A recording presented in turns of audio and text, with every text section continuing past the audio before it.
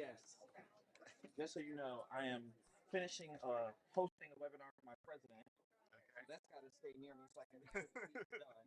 No But problem. I'm here, and I do. And it's on my device. Go right ahead. That's it.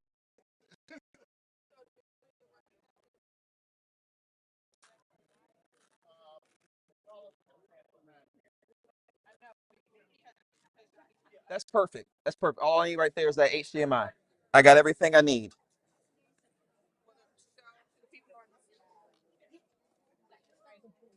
Yes. I know Hello. that it's crunch time and everything else, but I also know it's going to be busy. I just want you to know Xavier, Franklin, and Jonathan have been with me, and I teach. I run that talk in every class, no matter what subject I teach, probably for the last 8, 9 years. Are you serious? I'm not kidding. I was introduced to it at a community college by one of my bosses, and every school I've been to, I've run it, and we talk about it. So I was like, I have to be right here. I so appreciate it. I appreciate you. Thank you. Thanks for sharing that with me.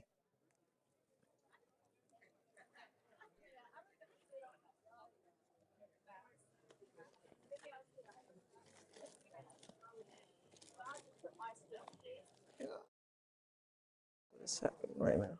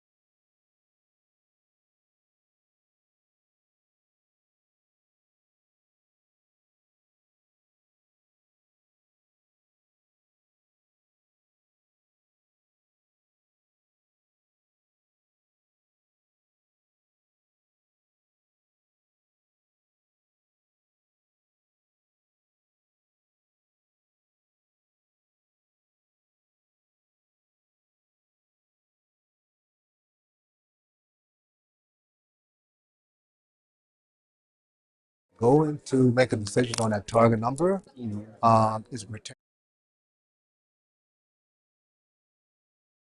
Testing. I think that's 7,000 students. One. Dr. Wilson, Well, I can. uh, Is something going to be projected beforehand? Oh, it's not for, so this is for the room. Okay. Yeah. Give me 2 seconds. Oh, this is for the room. with us. Okay. Would you bring us? Did they give you? They gave you a lavalier. Yes, But I have it on. I think you might have to use, the mic as well, because Luther just told me it's for the streaming.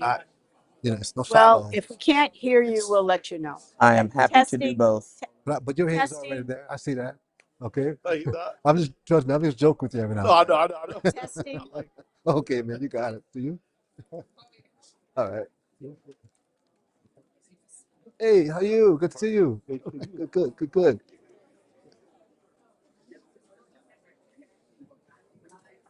Okay. Okay.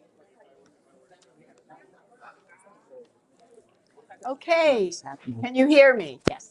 Yes. All right. Good afternoon, everyone, and welcome.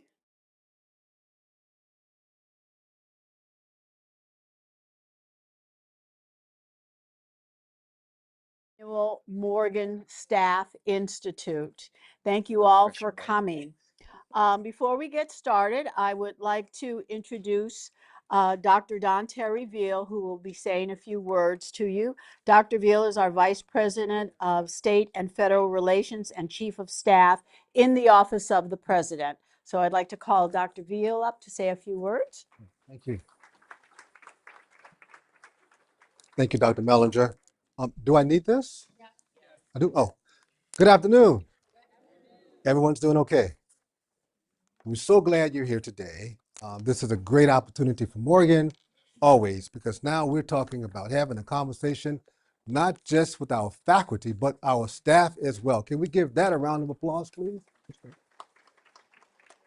Yeah. And I tell you why that's important, because prior to 8 years ago, Dr. Mellinger, is that right? Yes. 8 years ago or so, we had a faculty institute for years here at Morgan. And within the last 8 years, the president said, okay, so if we're going to continue to elevate Morgan the way we are elevating, we have to not only talk about faculty issues, but we have to also make sure that our staff is also linked with our strategic plan. So in that case, he made the decision for a moment like this to happen. And we certainly appreciate Dr. Wilson for that. And we appreciate Dr. Mellinger's leadership as well. For those who were not here earlier this morning, Dr. Wilson opened up with the conversation around the state of the university.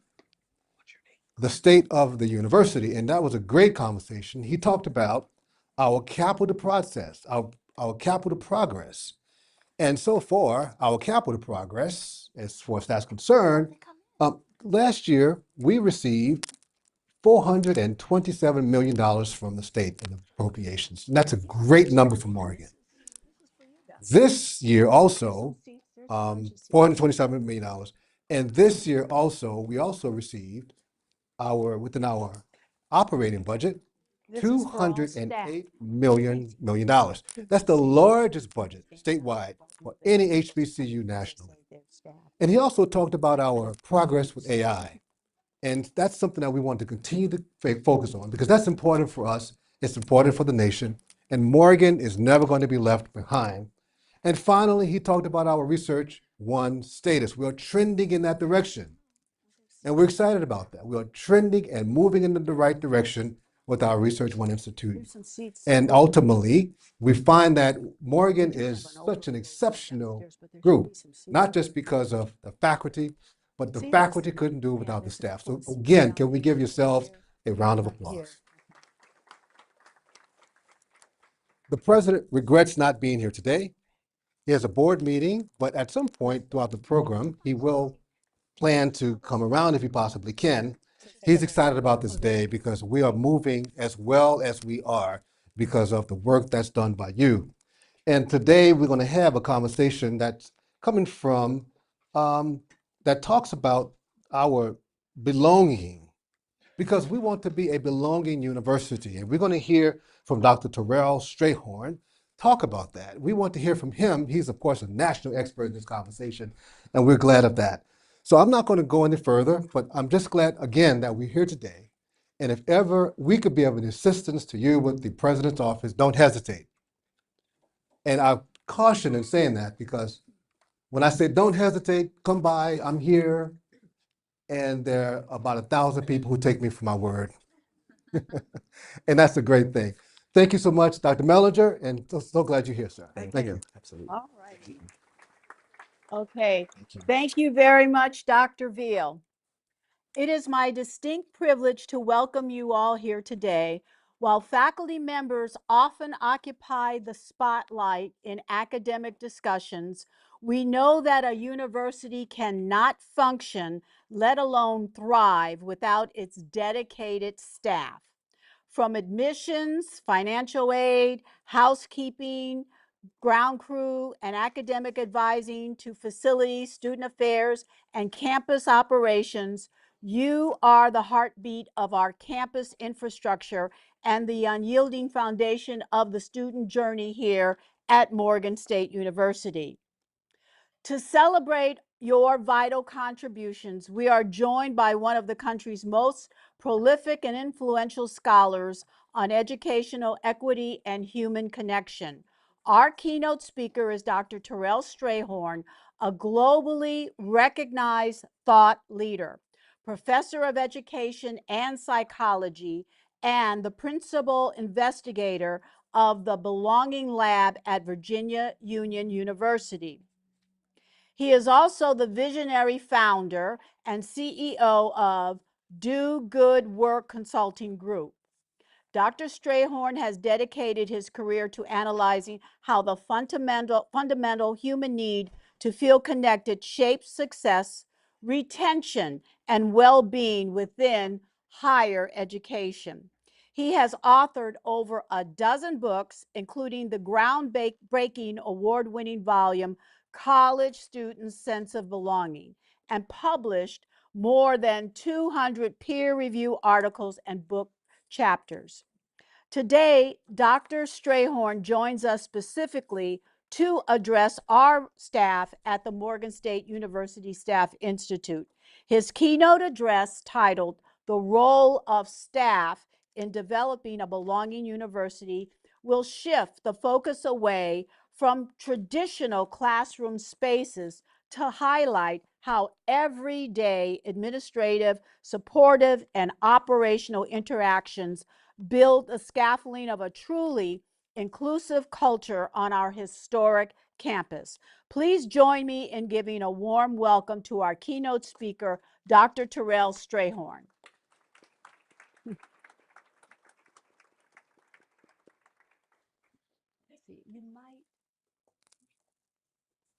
You might need this, I think. I'm not too sure. Luther, where is, okay,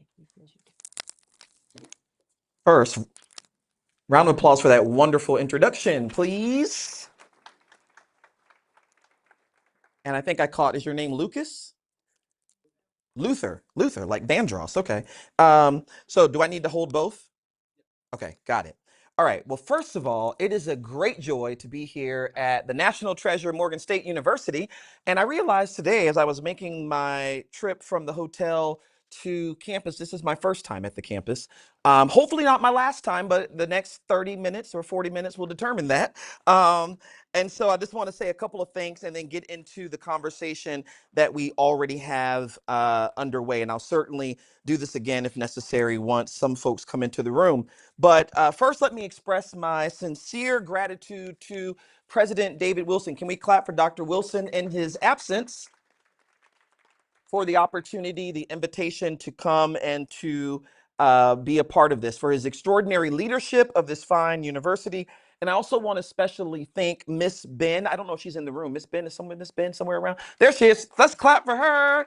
I knew you on email before I ever knew you in person, but thank you for working with my team for all of the planning, the coordination, the logistics, the communication that made today possible. I've also met some other folks, both in person and on screen, because although I wasn't here physically, I was watching the Institute from the hotel on YouTube this morning. And so I do want to celebrate and recognize Vice President Maltese. I don't know if he's in the room. Let's clap for Vice President Maltese, SVP Turner, because that presentation about where we are in terms of metrics and retention and graduation shapes our understanding what we're going to talk about today. And of course, I want to thank all of the vice presidents, the directors, the managers, the administrative professionals, everyone who's in the room. Can you clap for yourself, your supervisor, your team, your mom, your dad, your family, everybody who's in the room, every single member of, and President Wilson said this earlier, so I'll say it, the Morgan State family. And then I just met Dr. Teal. Thank you, Dr. Teal, for being here. Let's clap for Dr. Field. Field. Well, that would help better if I knew your name. Field. Let's clap for Dr. Field. And Chloe. Chloe is somewhere who did the tech. Let's clap for Veal. What I say? Hold on, wait, let me look at my notes. Oh, I said Teal. Veal. Third time is a charm. Let's clap for Dr. Veal. With a name like Strayhorn, I know how important it is to get that correct. All right.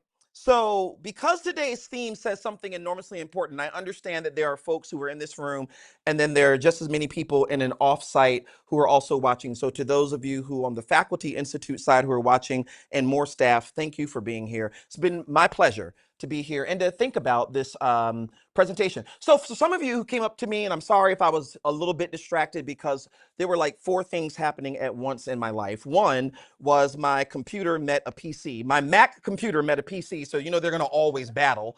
And so I had to be the referee for that. And then secondly, I had to make sure that my presentation was up because I've learned that I don't need a presentation. Little do you know, I'm already on slide number 4 and I have not advanced a single slide.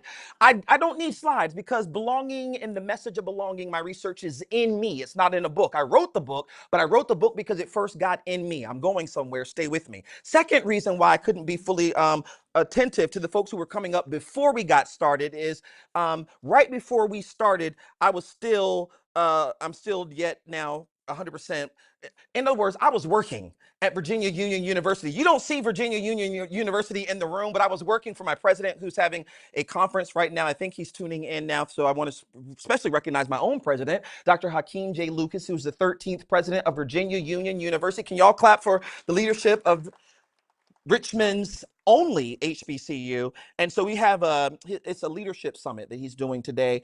And we had a webinar. And so apart from speaking on webinars, I also run webinars in the background. And so I had to do that and make sure that did not fall off because that's the gift of being here today. All right. So all of that happened. And then third and finally, as if I could not want for anything more, I found out my own mama is tuned into the YouTube. Can y'all clap for my mom who gave me life?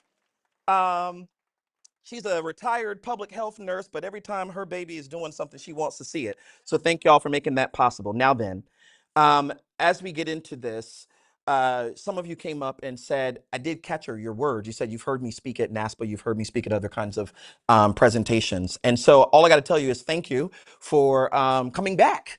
But secondly, let you know that while that may be true, I have never this is my 21st year in higher education. And I can say this because someone was talking about the reception that's later. I hope I can stick around for that. But the reception that's later, they said y'all are having adult beverages. I don't know. Y'all see, I work at a religiously affiliated private HBCU that drinks. And so to come to a public one where you can just do it and announce it, it's really great. But as a person who still gets carded in the bar, to be able to say that I'm 21 years, and I heard one of the vice presidents earlier announce 26 years here at Morgan. So when you start counting up these years, you realize, wow, you can do a lot of things and be somewhere a long time. But in the 21 years I've been doing this, I've never given the same presentation twice. The reason why is because, one, I would bore myself with that. But two, I usually create a new deck for most of these. This one's particularly new because I was asked to really focus on the role of staff in belonging. There's a whole nother presentation that could be given for the role of faculty in belonging, the role of executive leaders in belonging. I wrote a blog about it, wrote a blog about it for the Association of Governing Boards. There's a different presentation that could be given for the role of governing boards and belonging. But if you look up this thing called Governing Belonging by me, that's for all of our trustees at institutions. Anyway, let me get into this. The role of staff in developing a belonging university. And notice what the theme says. The theme does not say the role of the president, doesn't say the role of the faculty, or even just the role of your particular office. It says staff. And I want to spend our time together explaining why that word may be the most important, one of the most important words in the sentence. It's actually not belonging. Today, I want us to wrestle with 5 questions. Those are going to be: 1, what is exactly belonging? I'm going to talk about it. What belonging is not, because there is enormous confusion about what belonging is. I was like, what shirt do I have on today? So this shirt says Belonging Bay. So I was at California State University, gave a talk about belonging. At the end, this woman and her husband came up to me. They were like, in our house, we call you Belonging Bay, and we got you a t-shirt. And they gave me this t-shirt. And so, and they took me out to dinner, and they gave me high fives and hugs. And, you know, belonging is more than t-shirts and high fives and hugs. Now, t-shirts are cool, and so too are hugs on you. You ever needed a hug and got one? That feeling that was associated with that relief is what we're talking about. But belonging is more than that. So we're going to talk about that. Why belonging matters for all the things we've talked about, and what would it actually mean for Morgan to, as I illustrate here, to be a belonging university. And most importantly, what's the role of staff in doing it? Now, I come to this conversation not simply as a motivational speaker, but every time I go to campuses, conferences, whether in the US or abroad, whether it's a HBCU, a PWI, a 4-year or a 2-year institution, I'm usually trying to understand what's my assignment. Some people are really, really good at giving your assignment. They say, this is what I want you to cover, this is what I don't want you to cover, this is what I'm going to talk to, I don't want you to talk about this. And every now and again, people will bring me in and I'll do my thing. And then someone will say, oh man, that was really, really, really great. I was waiting for you to. And I'm like, that was never in the assignment. But one of the things I really appreciate about Ms. Ben, President Wilson, Dr. Veal, and others is that in this assignment, addition to talking about the role of staff in a belonging university and making sure that I share my research and I share practical suggestions, they included an important word, especially for this time of year. They said, we also want your speech to be motivational. And I think that's important because I was watching something on TikTok. Have you seen the little viral video of the little girls who are singing, I'm ready to go back to school. You ready to get back to school, back to school? Show your hands if you've seen that video. If not, I could have played it. Okay, so about y'all find it or something. We can find it at the break. There are these little girls who are obviously very churched because they know all the parts, soprano, alto, and tenor. And they're singing this little ditty about, I'm excited to go back to school. The reality is most people, if you look at the comments to that video, don't feel that way. But now if you click on the little button for the person who's writing the comment, what you'll realize, and I've done this because that's what happens when you go to TikTok, you lose 2 hours of your life. You'll never get back scrolling through somebody else's life while your to-do list grows. That's a different talk for a different day. But I'm looking at the little buttons of the people who are pressing or writing these comments. And what you'll learn is that some of them are students. But interestingly, some of them are staff. Did y'all know that every single teacher and every single professor is not excited about starting another academic year? I'm not talking about here or at my school. I'm talking about the other 4,300 colleges and universities in this country. Do you know some people will face this time of year like, here we go again. Some people are energetic. Yes, another year to slam dunk, to move our metrics, to achieve a preeminent status. And some people are like, oh my gosh, they never delivered on the promise they made last year. And here we go again. So you do need moments like this where you can pause for a second and get excited about. So if at any point in time you think I'm more excited than I am right now, it's because part of the assignment is not just to share information and talk about the role of staff, it's also to make sure that it comes across in a way that's motivational. I'm going to anchor a lot of my thoughts in my 2019 book, but I will tell you that 6 days ago at this point, my newest book, 2026, is called Sense of Belonging and Involvement in College, just dropped. So what I've decided to do for Morgan State University, which is the first university that I'm speaking at since that book dropped, is to create a ebook sort of document just for you. So it'll be just for faculty and staff, just as a part of your institute. It's drawing the latest research together with your strategic plan. It is exclusive to Morgan. Can you all clap for Morgan for making that possible for you? And if you really, really like it, you'll tell people, okay, so everybody's gonna be talking about the 2019 book. You might tell them, hey, he has a 2026 book that just dropped. You should go get that too. All right. So in that book, we talk about how to design environments where involvement and these kind of relationships really matter. All right. So I'm going to give you some research today, but I'm also going to give you something that you can use starting tomorrow. When a student walks in your office, calls your extension, a parent sends you an email, you get confused by a form, miss a deadline, or can't find the person you've been sending an email to for 2 weeks. I know that doesn't happen here, neither at my school, but there are institutions out there where that is. And most importantly, I'm going to do this in a way that communicates to you that I see you, you matter, and I'm going to help you figure this out. So I want to start off talking about belonging a bit. One of the definitions I advanced in my research describes sense of belonging as students' perceived social support. It's their feeling of connectedness or feeling cared about, respected, accepted, valued, and important to a group. But put even more simply, I think belonging answers a couple of questions. It's the student who's here at Morgan. Someone's telling folks that I'm here because some of my students who were at Virginia Union who have now come to Morgan for grad school are texting me saying, that's cool, I hear you're at Morgan. I've told them, go to the YouTube link. I don't know if that's okay, but I just tell them to go there. Well, one of them is a doctoral student. I think this is really important. When he finished at Union, he said to me, Dr. Strayhorn, I want to know my stuff the way you know your stuff. And he started naming all these institutions who were highly ranked, very credible kinds of places where I've been before. But one of the things I realized, and I heard it in so many of the comments today, is that students don't succeed just because they go to a highly ranked place. You know, there are a lot of highly ranked places where a lot of people fail and drop out. I can't count the number of research universities I've gone to in this country where students say, I go to a R1, I go to a research university. I said, that's great. How much research have you done? None. What's the point of going there if you're not going to do it?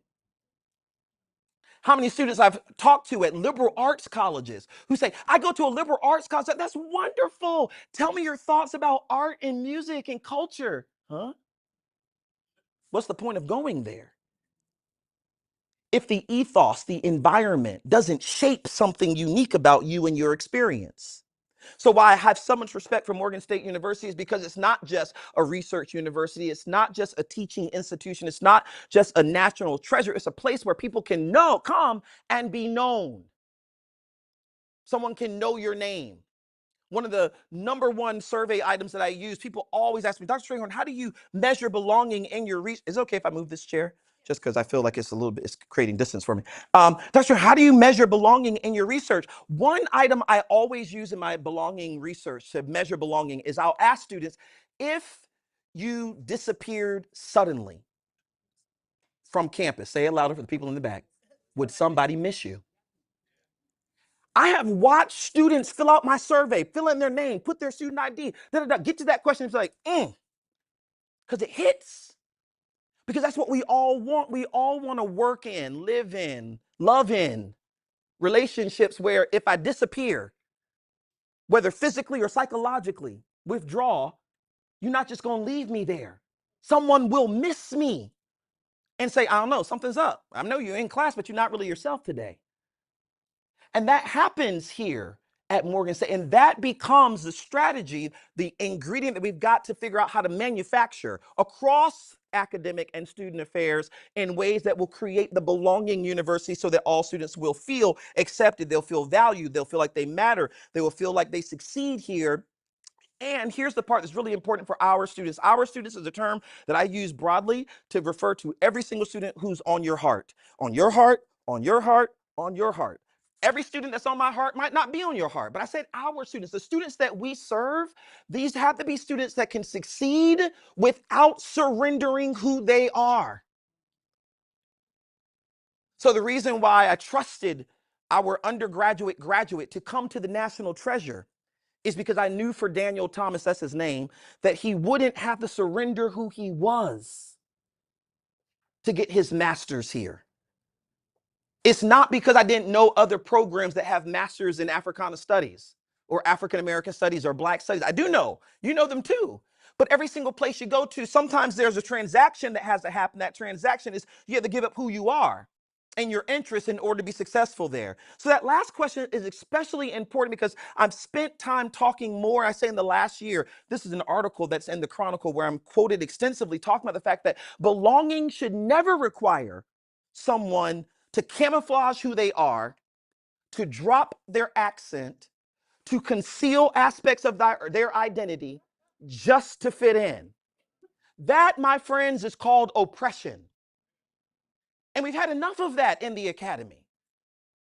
So Morgan's got to be a place, if we're going to build a belonging university, it's where a student can come, show up in their fullness, and still be a Morganite. Is that what y'all call them? A Morganite. Still be a Morgan student. Still fit in, fit perfectly with the orange and the blue. And that they won't be judged because they're low income. Or as a student told me at Vanderbilt, and they're there, you won't believe it, student raised my hand. She said, you talk long about low income. What about me? I said, who are you? She said, I'm no income. And there are some students who have none and need a lot of support. So we've got to create a university where students will go into financial aid or go into students' account or go into the bursar's office, and they'll never be treated like a student who asks for too much, even if their aid award is greater than others. So we got to create a university where students can be themselves and get exactly what they need. That assimilation is not part of belonging. The price of admission to a place should be that you have the grades to get there, you have the involvement transcript to get there, that you were admitted. And listen, when they apply, we send them an admissions letter. I was doing a study a few years ago at Virginia Commonwealth University, and I asked students in the room, everybody stand up. Everyone's sitting down. I said, how many of you in here, I want to know, why did you choose VCU? Before I could even finish the question, a young man raised his hand. His name is Chris with a K. Chris raised his hand and said, Dr. Strayhorn, I can tell you why. I said, okay, why? He said, I came here because they wanted me here. I said, they wanted you here? He said, yeah. I said, how did you know that VCU wanted you here? He looks around the room and says, because they accepted me. Why would you accept someone you don't want? Higher education? Why do we accept students and miss the message? That every single student who's admitted here at Morgan, we admitted them, but what they received was an acceptance letter. And I've seen these acceptance letters. I've looked, Dr. Veal, they do not say, we accept you if you grow taller. Look, can I go there? Because we got to go there because I got a lot to cover and I'm only on slide like 4. One, they don't say things like we accept you only if you can be full pay. We accept you if you speak proper English every day. We accepted them. And what you don't realize, I was at Morris Brown College, another HBCU in Atlanta, when the academic spirit spoke to me. And I was talking about this and something I heard in my ear say, and you don't know how many of our students have been spending most of their life walking around waiting for someone to finally accept them. I've interviewed and surveyed foster youth who have been battling a history of rejection, tossed from foster home to foster home to foster home, who said to me one day, but finally somebody wanted me because I got an offer of acceptance from a university. So just imagine their surprise when they get to the university and they don't know how to navigate because there's no wayfinding signs, or the wayfinding signs are so old they haven't kept up with the architecture that it says the bathroom's that way and everybody knows the bathroom's back that way. But for the student who just got accepted, who says, I know how to read, that says bathrooms this way. Now they can't, and what happens is they get to the bathroom. Well, they don't get to the bathroom. They get to your office and they're like, where are the bathrooms? And you say, oh, baby, the bathrooms moved 10 years ago. They're back that way. And as they're walking back, they say, I can't even find the bathroom right. And I'm not college material. And that gets connected with the 4th grade teacher who told them they weren't college material. And that gets connected to an aunt or a cousin who told them they could not. And before you know it, they will walk not to the bathroom, but out the door. And what my research shows is they won't just leave your institution or my institution. Some of them leave higher education altogether. Why? Because the building signs made them feel they didn't belong. The role of staff in building a belonging university. All right. So as we move through some of this, I'm talking about the fact that assimilation should not be required. So I've been helping people understand. In this book, the 2019 book, I offer this definition of belonging. And what I say is that belonging is a basic human need. It's not a gift. It's not some amenity that's only reserved for certain students. It's something students need. It's not something they get after they get good grades. Listen to the staff. It's not something they get once they sort of come to the meeting 3 or 4 times. It's what they get. It's what we offer from the very beginning. That as humans, we all need to feel a sense of belonging. By a show of hands, how many of you in here want to have at least one friend in life? All right, so population. Now, I did see one hand not up. Now, I know someone who I think is at Fairleigh Dickinson College. They don't want a friend either. Y'all should get together and not be friends. But for the rest of us, we want to be friends. And as Dr. Veal knows, and I know, not only do I want friends, how many of you in here love it when people pronounce your name the right way? So imagine if I got the acceptance letter and the orientation, the recruiter calls me Terrell Strayhorn. And I get the freshman gift, the first year gift that lets me know I'm a first year student. But I walk into your office to either file a form for financial aid, or maybe I'm going to meet with my advisor to get a schedule, and you keep calling me Terrell. I've been called Juan before. I'm like, Juan? I missed 15 minutes of the meeting because I was thinking, who is Juan? Do I look like a Juan? I'm pulling my phone out. Do I look like a Juan? I missed the whole, but imagine if I had been a student in a classroom. I've missed the lecture. I've missed the instructions. Now I'm late on my lab report. And here's the part we never want to admit. Now faculty and staff are complicit. Complicit means you play a role in the failure of our students. So it's not that I didn't study for your test. It's that you messed me up when you called me the wrong name. It's that you messed me up. This is the other thing. When a student was, these are all stories that are in the book that come from the interviews of students. So again, they're not all anchored to Morgan State, nor are they to Virginia Union, but they are to somebody's state and they are to somebody's union in this 4,300 college and universities. The hardest thing about belonging and all of the work and consulting and speaking and traveling I do is that our universities, not yours or mine, obviously, but our universities can't be honest. We love to hear the good stuff. I got a lot of good stuff to tell you too about Morgan. But belonging university, 60 by 30, doesn't happen by us celebrating ourselves and what we've done in the past. The only way we get there is if we have the courage to lean into some of those areas for improvement, to accept that we're great, but we got greater to get. And so institutions that are above that kind of level of performance are ones that have those kind of honest conversations. They don't get into, well, whose fault it is, and well, you didn't fold the t-shirt right, and you didn't show up until the moment. No. We got to get beyond that kind of stuff and get to the bigger issues of architecture of belonging universities. So part of this is about understanding that belonging is for everyone. It's not a luxury that's added. It's something that every single student needs. Here's another thing to know about it, that it takes on heightened importance in certain conditions. That everybody wants to belong, but people really want to feel a sense of acceptance and value and respect at certain moments. Those of you who are my Facebook friends, not my LinkedIn friends, because I don't put it on LinkedIn, but on my Facebook page, I just came from hold on, I got to open this bottle of water. And I thought my pinky was stronger. It's not. So I just came from my family reunion. And at my family reunion, they had me speak, of course. And so during the gala, I'm the MC. And I thought, and Anne, one of my aunts, eldest aunts, came up to me. She said, baby, have you gone around and talked to people? I just gotten there. I said, no, not yet. She said, you don't want to walk around this family reunion. I said, why? She said, it's like East Coast versus West Coast up in here. I was like, I don't even know what that means, but okay. She said, when you get up there to speak, you guys say something to unite the family.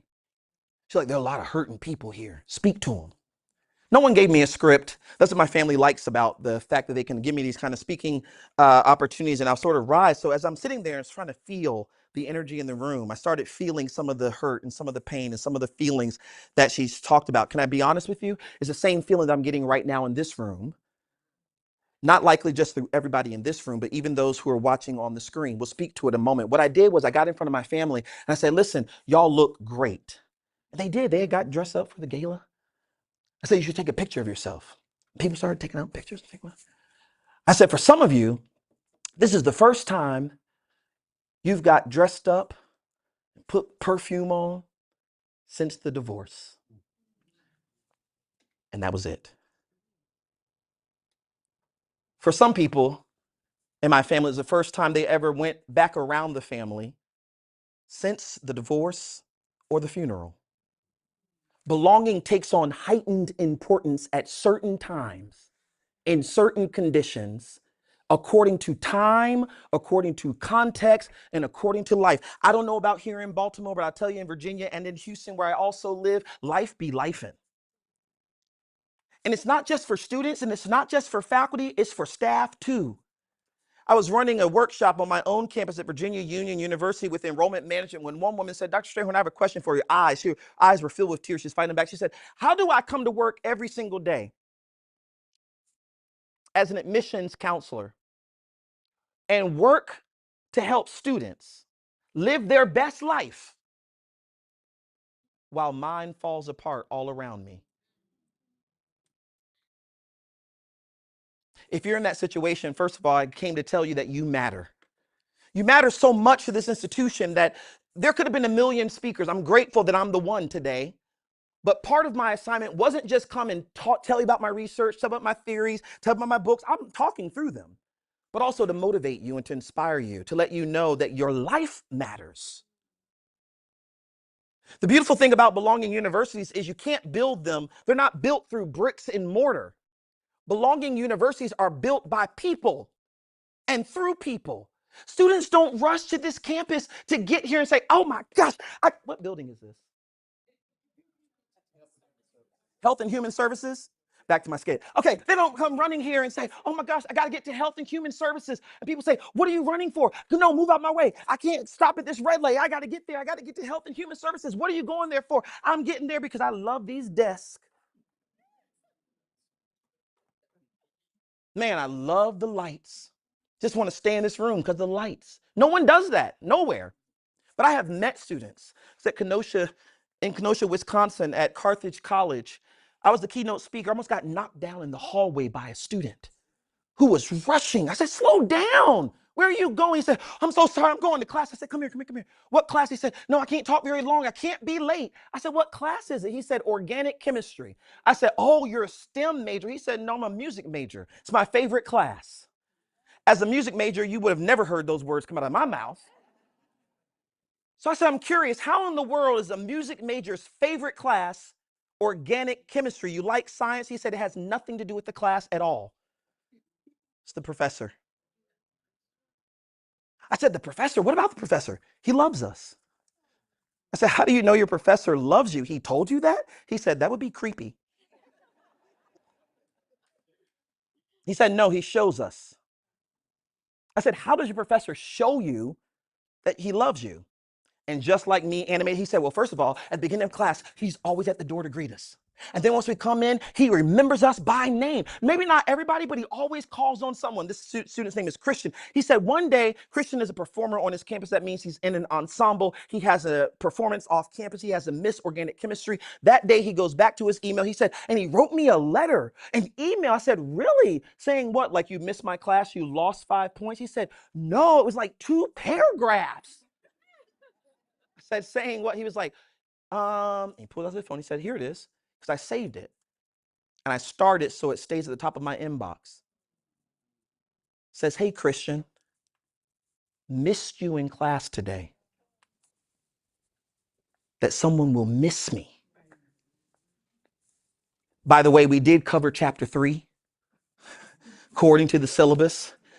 Work it out. Here's a video that you can watch. Here are my lecture notes.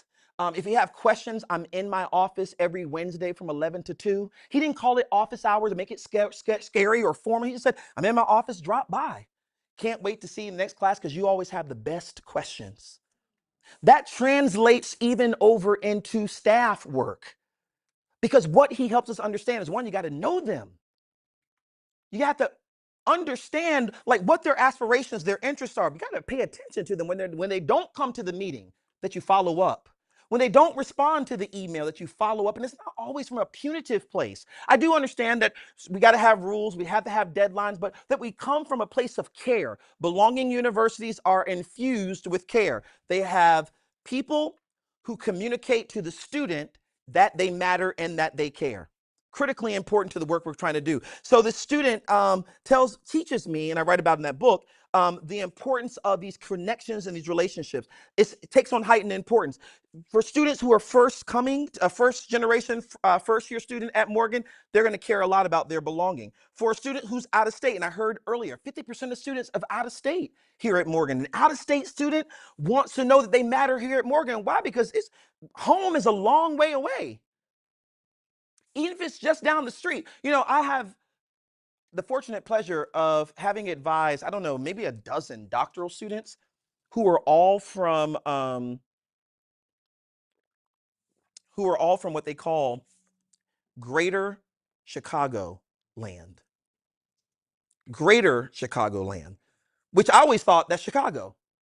And okay, so you're from Chicago, so you know this, right? So if you're from Greater Chicago land, you're not from the city of Chicago that we see in movies. You could be from a place like Matson, which is an hour and a half away from the heart of the city, which means I have met students who lived an hour away from Chicago their entire life, and as a doctoral student have not yet made it to Chicago. That for some students, we say, well, they live an hour away, but an hour may as well be a continent away for some students. If you don't have the money, you don't have the car, the transportation, the resources to get there, you don't have anyone there to receive you, that you're looking for all of that here at Morgan. So we're looking to create spaces where students feel connected, cared about, as if they matter and belong even here. And then lastly, it's tied to mattering, meaning, I talk about it in the book, that student sense of belonging is tied to matter. People feel like they matter when they feel, people feel like they belong when they feel like they matter. They feel like they matter when they experience one of 5 dimensions of mattering. Mattering has 5 dimensions. 1 is importance. 2, dependence. 3, ego extension. 4, attention. You ever been talking to someone and you knew for a fact they were on their phone, and while you're talking, you knew you did not have their attention? It's how welcoming does that feel to you? You're sitting here saying, "Oh man, how you doing?" "Oh yeah, I'm doing great." "Oh really? How was your weekend?" "Well, my cat, peed on the floor, and my kids, da da da da da." "Oh, that's great, great, great. I'm glad to hear you had a good weekend." That's how people are. Well, you won't believe how many times students have told me that that's what it's like sometimes. Interacting with folks in student activities, interacting with people in international affairs, interacting with some advisors, not yours or mine, but those other ones that are out there. So what we had to do, by the way, belonging universities, that's why I love the assignment. The assignment asks about the role of staff in building a belonging university. Belonging universities don't just happen. You have to design them. What does that mean for anybody who in here, by a show of hands, is like a team leader, a manager, a director? You have a team that you supervise. Anybody here supervise some folks? Supervise some folks. Okay, so listen, for the supervisors in the room, what that means is if we know that students feel a sense of belonging when they feel like they matter, and that one component of mattering is attention, then we must develop the policies or have input into the policy formulation, develop the practices, the standard operating procedures that will ensure any student coming through this office will always have my staff's attention. That doesn't mean just as simple as, well, when working with a student, you can't be on your cell phone. I mean, I don't know, because there have been times, I was on my campus one time and a student came to me and said, "Dr. Strayhorn, I can't find my advisor." And then they told me my advisor got fired 2 months ago. And they told me the whole story. And then they told me, "Well, I don't know what to do. Go talk to Dr. Strayhorn." I don't even know why they would send me to me, because I'm not over academic advising, but I do have access to the system. I said, "What is your name?" I pulled out my cell phone. Before you know it, I pulled up their name, showed them their schedule, told them who they should talk to. And so sometimes we can't just ban cell phone use. And I met too many supervisors who say, "Well, I tell them don't use your cell phone when you work." No, I think it's going to be a little bit more nuanced than that. One, how to make sure that when someone is working with the student in our office, our area, our division, that they know who they are sitting at the table with. That has a lot to do with partnerships with IT and data systems and student information systems so that these things are integrated to where a student knows, like, by the way, my name is Terrell. Yesterday I was on my campus and somebody called me Rail. Well, they didn't call me Rail, they called somebody else Rail. But my family calls me Rail. And when they said Rail, I was like, whoa, who is this? My mama's here. But I thought, wow, they weren't speaking to me, but that's a name that I go by when I'm back home. How do we know when talking to students what name we should be using, regardless of the functional area we're in, part of the belonging architecture? By the way, most of the students that we work with have already talked to 2 or 3 people before we've talked to them. How do we get the notes from those previous meetings and share them across? Those, not just advisors, although advising notes is critically important. There are also notes that can be shared between those in financial aid, those in the bursar's office, those in the library, those in maintenance and support services that help us understand this student right here has already talked to these 3 or 4 people. One of the most frustrating things that happens for belonging is for a student to get a message from you that does not line up with the 3 messages somebody else just gave them. By the way, it's not just students. Ever happened to you? I mean, not here, obviously, but at your previous place of employment, you ever had somebody tell you, no, you don't got to fill out that new form, just use the old form. And then you fill out the old form and get to the end, somebody says, oh, we're not using that form no more. You got to use the new form. And then you fill out the new form and somebody says, we're not even using that form no more. You got to log into Workday and fill it out there. And it's like, to get one thing done. That swirl of confusion compromises belonging. So for those of us who sit and occupy leadership and supervisory roles, part of what we've got to do is make sure that people don't have that kind of experience with us. I've gone to a lot of places that were really, really highly ranked. I'll leave them unnamed since we're public. But, you know, I'll go to these places and they'll say things like, we're #1 of whatever. We top this place or whatever. But then they'll say to me, but we want you to do a culture study on our campus. And so I'll bring in my consulting team. We'll do a campus-wide, what we used to call climate surveys, but a culture survey. And I'll learn that everybody is overwhelmed, overworked, stressed out, morale is low. And what I'll then report back to the leader, the cabinet, and the board is, yes, you have all of these really incredible metrics, but the people, you lost them in the process. That's not belonging. Belonging is that we get there 60 by 30. We get there #1 public HBCU, and people enjoy the journey. Now, that doesn't mean doesn't mean every single idea that you have is going to be passed or every single recommendation is going to be accepted. No, no, no, that's unreasonable. But that I have input into the process, that's great. The fact that I see something that we worked on helping us get to there, and someone's communicating how each and every part plays a role in building this belonging university, that's critical for student success. It's critical also for staff belonging. I'll come to that in just a moment. And then do me a favor, when I get down to my last 10 minutes, will you just wave and tell me like 10 minutes?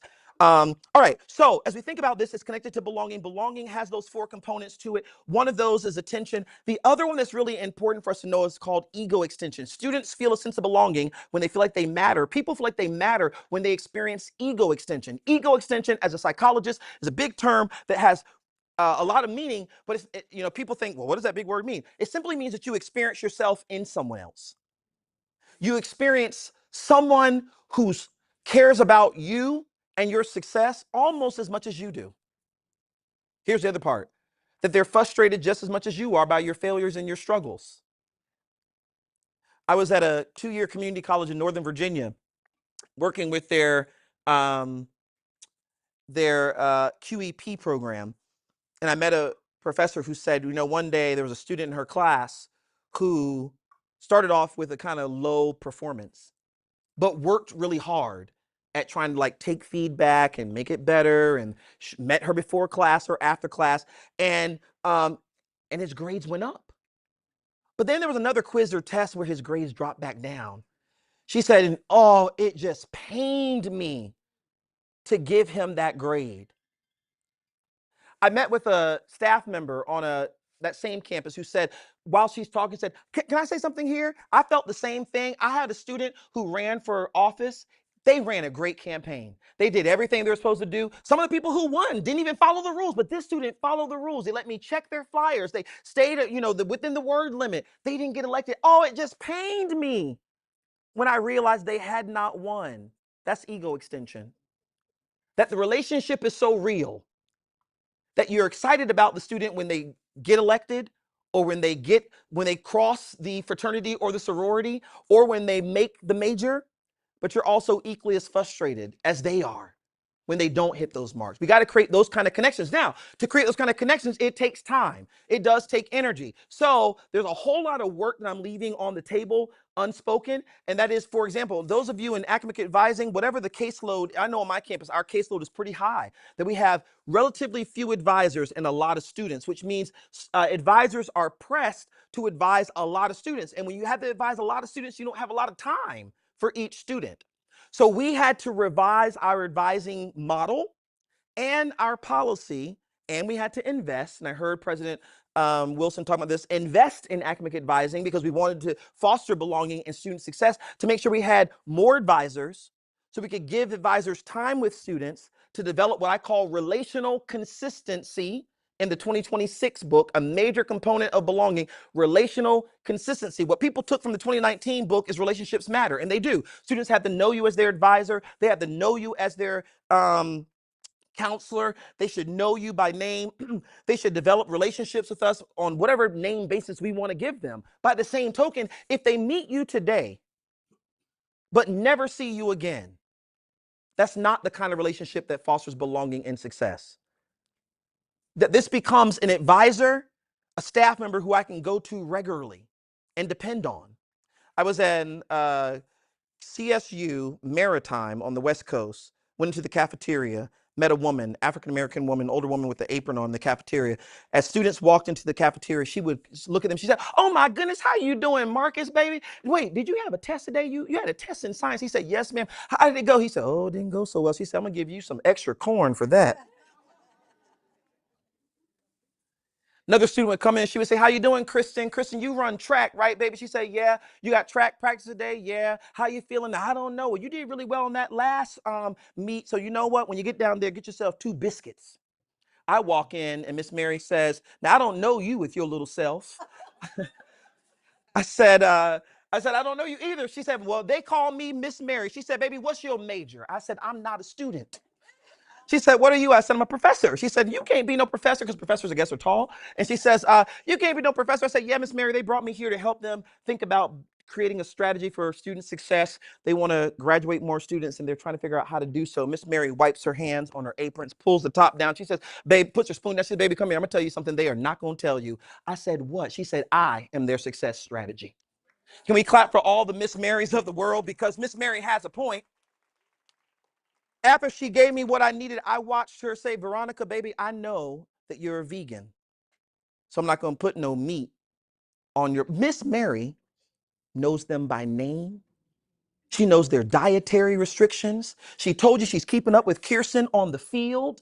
Miss Mary shows us that it's not just in the classroom, no shade, but it's also in all parts of the campus, whether you work in facilities or maintenance or cafeteria or groundskeeping, the library, or all the areas represented here and elsewhere. It takes a village to create the belonging university I'm talking about. Let me wrap up by sharing these kind of questions. One is, there are 4 questions that sort of belonging universities offer or raise. One is, am I accepted here? Students, we're creating conditions where all students feel accepted, like they matter, they're valued, that they can succeed without surrendering who they are. And these questions have to be more than rhetorical. That's why I often say belonging is bigger than hugs. It is not about just a button or a pep rally or a slogan or a t-shirt or a pizza party. Although I will admit, all of those things can matter, because belonging is about relationship. And sometimes we get people in relationship through the pep rally. It's at the pizza party. But it's got to be more than that. And that is, belonging is about sustained, predictable relationships with staff. It's about developing these relationships and understanding how to navigate complex systems, that students know who to go to when they want to challenge a grade. that they know who to go to. My own, you know, I have a daughter, and my daughter was in school, and my daughter had a daughter, which that makes me, don't say it, a pawpaw, a pawpaw. That's all we're going to see at home right now, pawpaw. So but when my daughter had her daughter, she needed to pause college. And my daughter comes to me, she says, I want to stop school for a minute, not permanently, just for a minute. Like life is lifing.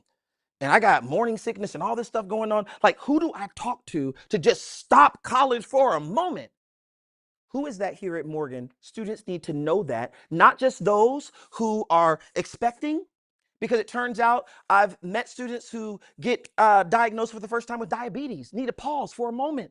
Students who lose a loved one. My dad died last year. I was in the middle of that 2026 book when my dad died. I lost months on that book, not because I didn't have anything to say, but because I just lost my daddy.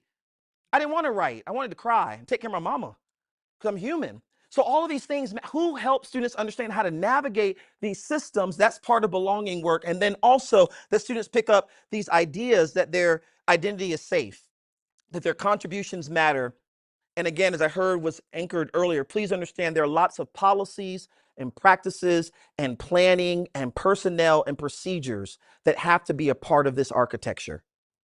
Now, if I had all day, and I've done an all-day workshop on this before. Hold on one second.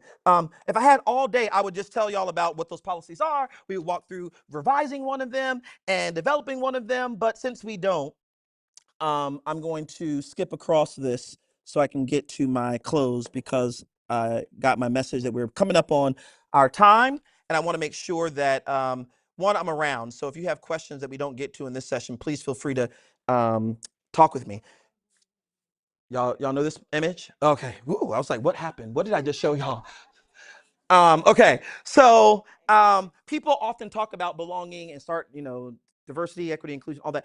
But look, it may be part of some acronym. I'm not here to debate that. What I am here to tell you is these days, I call belonging justice work. It's educational justice. To create a space where all students, regardless of their zip code, can feel like they matter, they're respected, they're valued, and they can succeed and thrive. That then helps us understand the difference between equality and equity. Equality and equity are related, but not the same thing. Equality is the state of giving every single person the same exact thing. But as shown in the illustration, if you give every single person the exact same thing, then fun-sized people like myself still cannot see over the barrier that is in their way. What you have to do is you've got to take into account who I am. You got to look at my height. You got to know something about my background, my zip code, my resources, what I studied in high school, and the high school I went to. All of that data is important for designing a belonging university. So I praise Morgan State's morning session where we talked a lot about data. Here's the thing I would add, that data systems and higher education are often about academics, credits that are accrued, GPA, retention rates. I think we need to integrate those systems along with some of the engagement and involvement data. What clubs are they a part of? How many clubs must you join in order to be successful here at Morgan State University? Here's another thing. How many clubs must you join and be active in to offset a GPA of, what did he say earlier, 1.0? Because the data are there to answer that question. But do we have the centers and the researchers working on those questions and mining that engagement and involvement data in hand with that academic data so we can offer students a blueprint? Because I'm going to tell you right now, every single student's not going to be like Chris with the K at Kenosha, Wisconsin. They're not going to love organic chemistry, but they may have to take organic chemistry. And what if we could tell them here at Morgan State, the National's treasure? What I would tell you is take organic chemistry, but join this club. I'm speaking better than y'all shouting. I'm trying to tell you. I just felt it in my own stuff. And I didn't even put that on paper. I'm trying to tell you, sometimes you got to be able to give students that recipe for success. Belonging universities do that well. The only way we can do it is we integrate the co-curricular transcript data with the student academic data and analytics so we can then offer that recipe for success. All right. Thank you all for that. Okay. So equity and equality are not the same thing. I came to tell you that they are different. Don't know why it's doing that, but people often ask me, what do those boxes mean? I was on a plane one day when the academic spirit revealed to me what those boxes represent. The boxes represent support. And so if we give every single student the same amount of counseling, the same amount of tutoring, and the food pantry, even they don't need food, look at what we just wasted. But if we start to take into account they are and give them what they need, before you know it, we elevate them to participate in the game of life, to participate in this movement 60 to 30 or 60 by 30, in this movement toward being number one. I remember I was hearing President Wilson earlier, and I was like, wow, Morgan's so great, because every time he said something about being number one or outpacing the peers, y'all all clapped and cheered. I used to be on the faculty at The Ohio State University. I'll never forget this. I was in a meeting where some administrator did that, and all my colleagues around me were like, I don't want to be number one. And I was thinking, who says that? Said no one. Like, no one says that. Right? But then I got into a group chat with people who were like, yeah, we need to write a petition and tell them who decided we want to be the top ranked. And I was like, I'm getting out of this group. But before I make it about myself, in the book, I recall a night where I'm collecting data from a student who attends one of our highly ranked HBCUs, who said to me, Dr. Strayhorn, the reason why I feel like I belong here and I matter here, you know what? He said, it feels so good to be on a winning team. He's a former athlete who in high school was always frustrated because his team never made it to the top. But he loved being at a university that wanted to be better. So sometimes you got to quest for the best. You got to want to be number one, not just for yourself or for ourselves, but because our students want to be at a place that's known as the national treasure. That's the premier urban public institution, or HBCU, in the state of Maryland. That's a number one in the nation. Sometimes that matters. So here's the last thing I'll show you on this, and then I'll close, is I used this for years until one day I looked at it and I said, you know what? I still have not operationalized or described the wall, that the wall represents something. And through my research and data, I realized that the wall represents those barriers. Some of them are process walls. Some of them are just mindsets and headsets and heart sets that get in the way of us connecting with students to develop the relationships that will lead to the belonging university and success.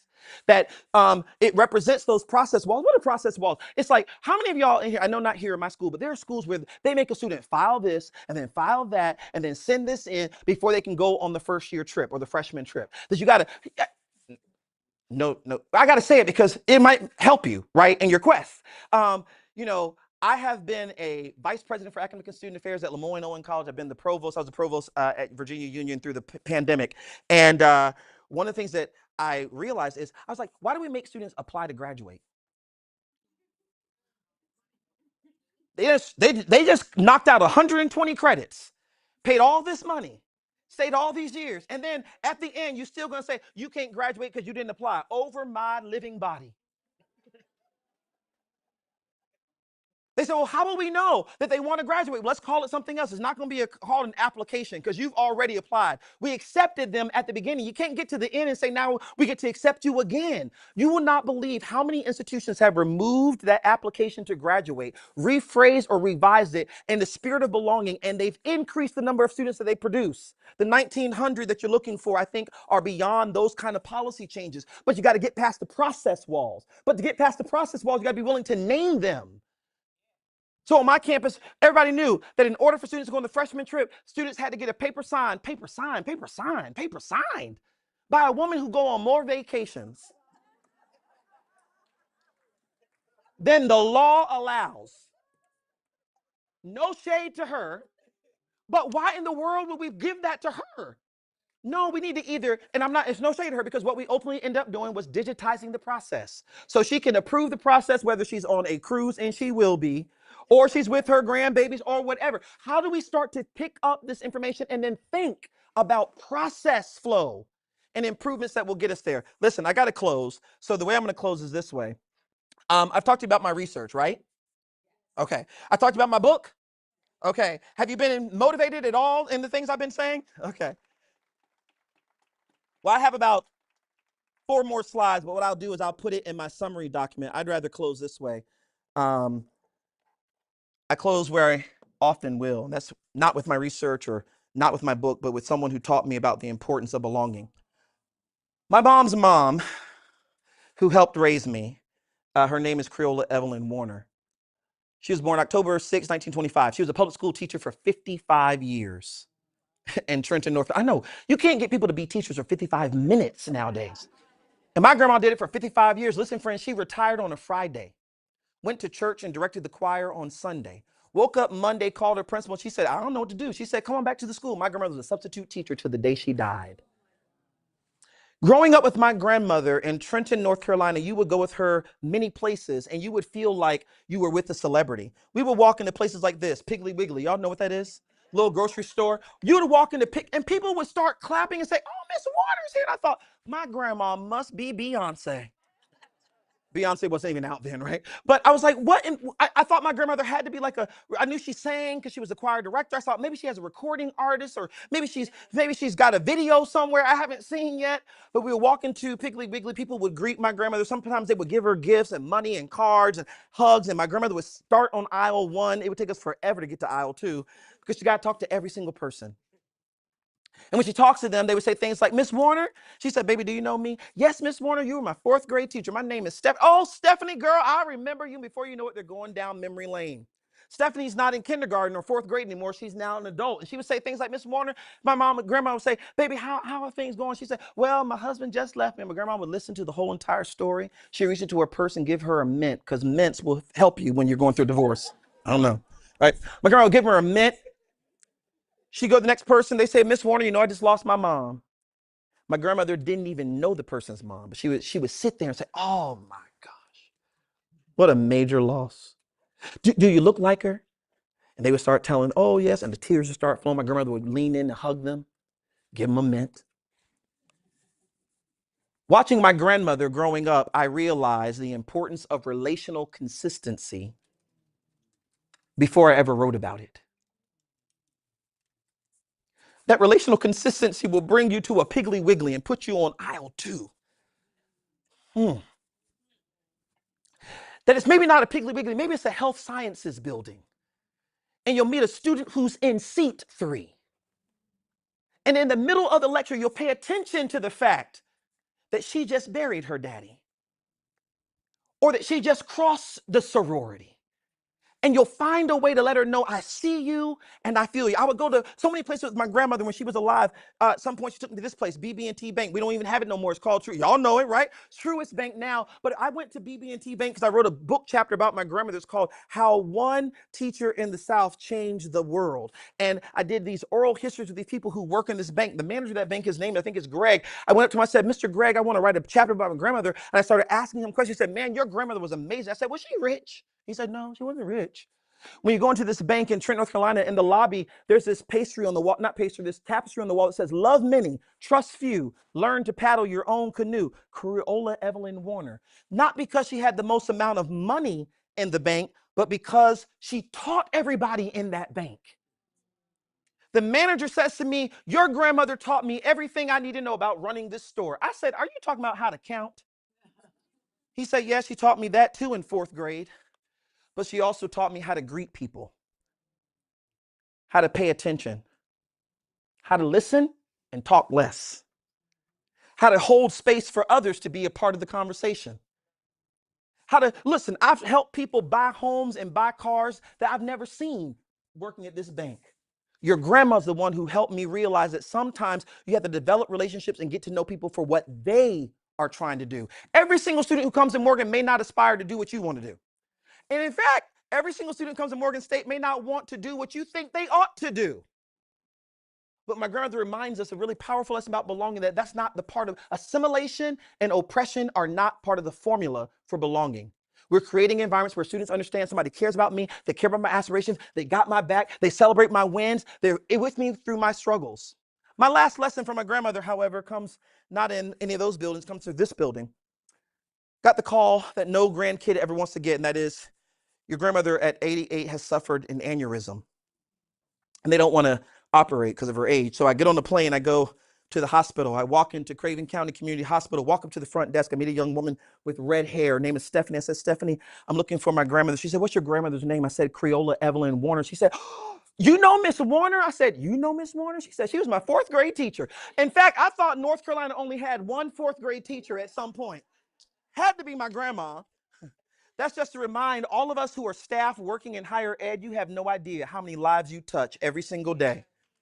Sometimes through social media, sometimes through the phone, sometimes through a wave in the hall, that you are changing lives every day you show up. She sends me to the second floor. I meet my grandma in this room. Every time I was around my grandmother, when she was alive, my grandmother sort of came alive. She woke up. You think I have energy? My grandma had a lot of energy. But this day, the woman in that bed looked at me, turned her head, and said nothing. So I knew then we were starting to lose my grandma. I walk over to my mom, who is a public health nurse. And I said to my, have you ever been in a situation where all you needed was somebody you trusted to just show up and just be there for you to lean on, give you a hug or a high five? My mom is holding it all together. She's been directing the nurses and the doctors to take care of her mother. But the moment her baby boy shows up, I walk over to my mom. I'm the fun size. My mom's the funner size. She's like 5'0". And I walk over to her and I put my arms around her and my mom just lets it go. The tears start falling. We're going down to the ground. I'm going all the way with her. Because sometimes you got to go down with them to whatever they're going through. That's the belonging university. I'm not saying you, but we got to have the support structures in place that when they need mental health support, we got them. That life be lifing and sometimes things are off and it's okay to not be okay, but it's not okay to just act like you okay. That we create an environment where we healthily support people, admitting when they have good days and when they have bad days. And we got supports in place where I'm going down to the ground with my mom. And I said to my mom, I said, Mom, you got to go home and rest. She said, I cannot go home and rest. I got to take care of my mom. I said, you do not have to take care of your mom because I'm here. My mom said, you are not a nurse. I said, no, girl, I'm a doctor. So the doctor sent the nurse home. And what I did for the next couple of days, not too proud to even tell y'all, I took care of my grandma. PhD, master's, all of that aside, I took care of the woman who made it possible for me to be here today. I cleaned up her message. I wiped up her, I changed her diaper. I washed her hair. I remember one time the nurse, this is closer to the end, and the nurse came in to give my grandma some applesauce, and my grandma kept turning her head and not letting her do it. And I said, she's not going to let you feed her because she doesn't know you. The nurse said, you want to try? I said, yeah. And when my grandma was most vulnerable, I went over with the applesauce, said, say ah. She said, ah. Because they'll rise to the expectations you set for them if they know you and trust you.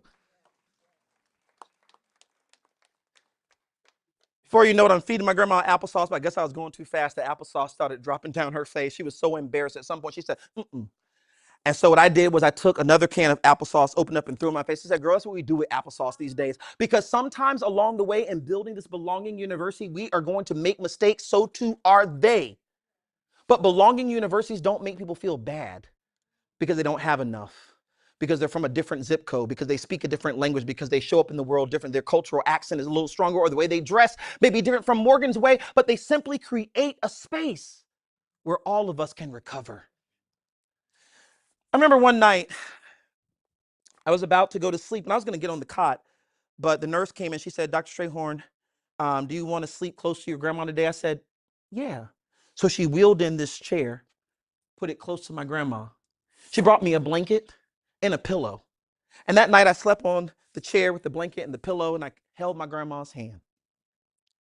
And I drifted off to sleep and I'll never forget it. I was awakened by the most violent shaking of my grandma's hand. I looked at the clock. The clock said 1:17 a.m.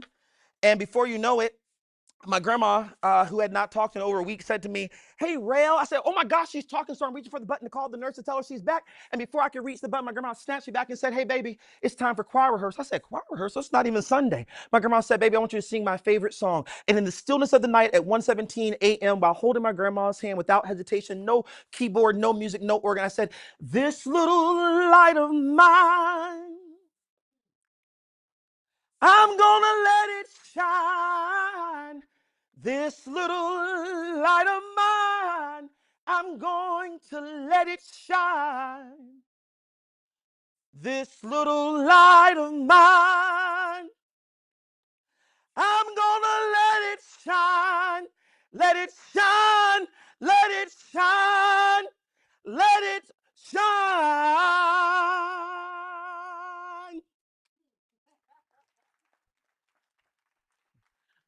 I got so filled up singing that song, Dr. Veal, I closed my eyes. When I opened my eyes, I wanted to see what my grandma thought of my rendition, and what I realized was my grandma transitioned from this life into the next life. Go back and find a video of me where I do this, I don't know, 5, 6 years ago. I said doing what my grandma always did. And what I meant was directing the choir, a one-person choir. Anybody study Latin in here? Follow me. I was flipping through the Latin dictionary, came upon the word education in Latin, which is educare. And it means to draw out the light that is within.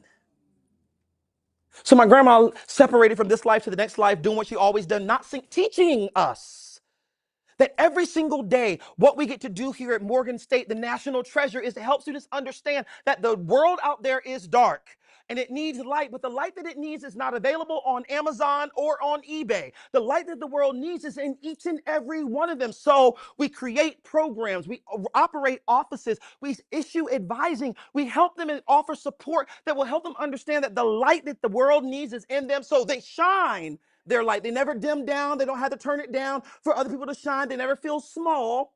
We create the policies and the practices that help them feel this way. I close with this. My grandma lived in this house. I told y'all earlier, no student rushes to the health sciences building to get to these chairs. When my grandma was alive, I loved going to this house. About 2 years after my grandma died, I realized I haven't been to my grandma's house. I said I should go in her honor. VP, when I got to the house and I put the key in the door, I realized when I stepped one foot in the door, my grandma's house is really small. When my grandma was alive, I thought her house was big. My memories of my grandma's house were light and warm. But this day I was struck by how cold and dark and empty it was. Because what I realized is I was never drawn to the house. I was drawn to the woman inside the house. For Morgan State to get to 60 by 30, be number one, even rise higher in its preeminence that it already has, is because students will come rushing to this place, not for the chairs, not for the lights, not just for the technology, but for each and every one of you. And by you, I don't just mean the faculty, I mean the staff. Thank you very much. Appreciate your attention.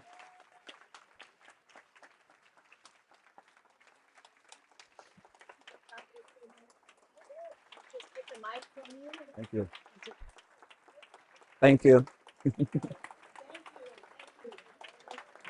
Wow. Thank you. Definitely motivational.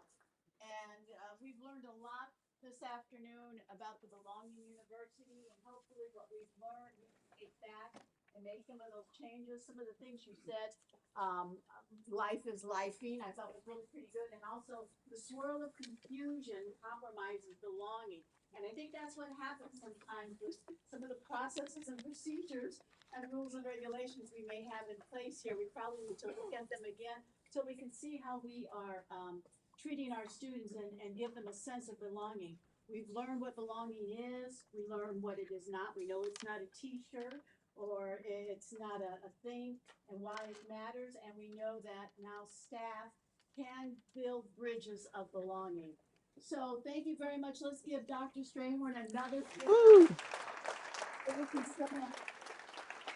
hope that you can stick around. We have 5 Yes. o'clock. In this building, we do have a reception, so hopefully you can stay. My pleasure. And I'm sure some folks will have some questions for you. A couple of things, Miss Ben, if you can arrange and figure out or let us know what to do about the books that we have available. We are going to take about a 5-minute break. Our next speaker is here where we're going to talk about communication. Oh. All right, and then I think maybe we can tie some of communications, improving it into making a belonging institution. Ms. Ben, what would you like us to do?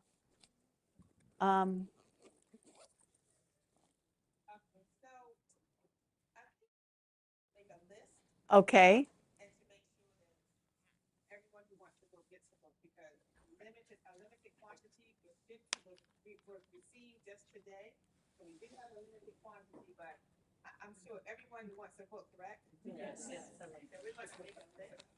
Okay.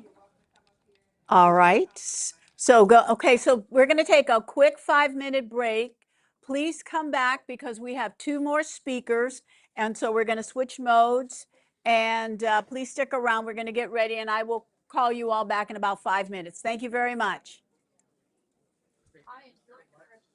Thank you. Thank you. That was Thank you. amazing. Thank you so very much. Story for sure. Not giving up on that. You do Yeah. I was gonna ask if he was gay or everything straight. in you. Who is it? I don't know. Yeah, let's see.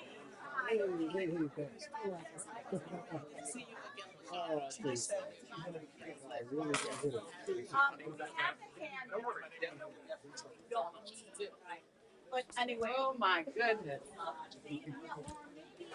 Put them on the table. Maybe give them out. If you don't mind, that much.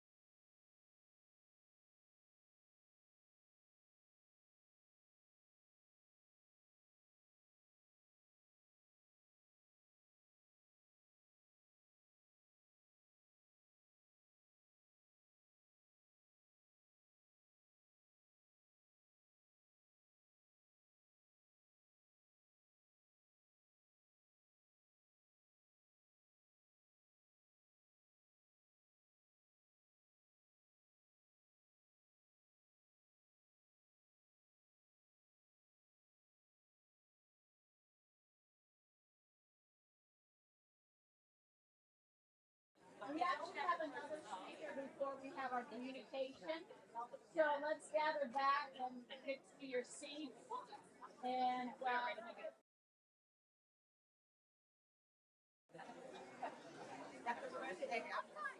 Okay, can we get the keynote speaker? Absolutely. Yeah, that was very. It was good. Yeah, it was really. okay, everyone, let's gather back. Let's get in our seats so we can get started. We were planning. He went over.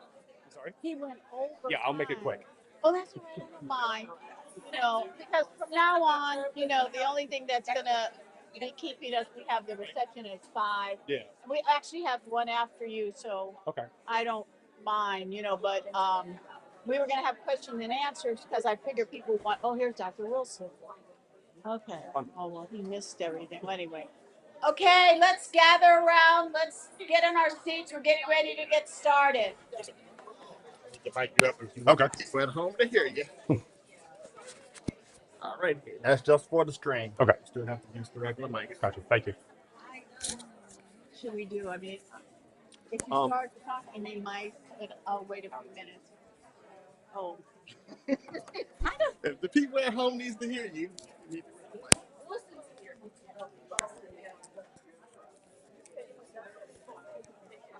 Wish I had a bell. No. Okay, let's get to our seats. We're ready to start the next speaker. Oh, he's not speaking. Oh, yeah, I know. I saw. That's what somebody said. I thought, oh no, I have to introduce him. Yeah, he said he was going. Well, anyway, he said he wasn't going to be here because he was busy. Hi. I wish I had an intro for you. Oh, I could start, but I could start no problem. reading it. How would I Wait a get to minute. my Oh, wait a minute. presentation? Wait a minute.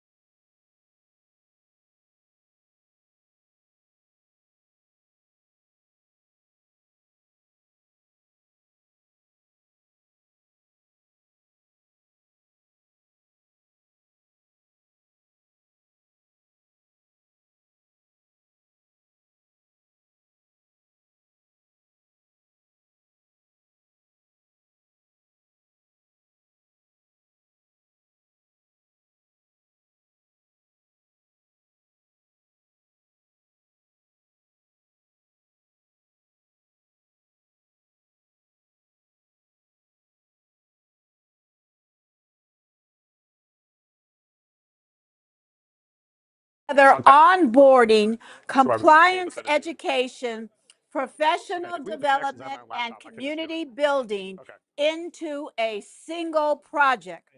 Whether you're new to sponsored projects or looking to expand your knowledge, Spark, SPARK, will help you build the skills, the confidence, and connections needed to support Morgan's growing research enterprise.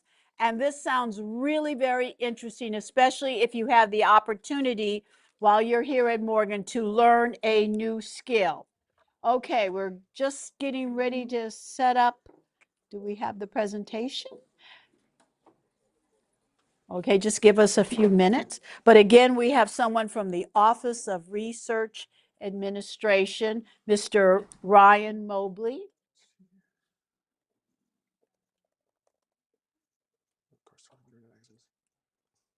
Oh, thank you so much.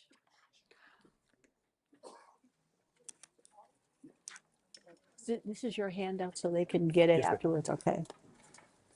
Thank you.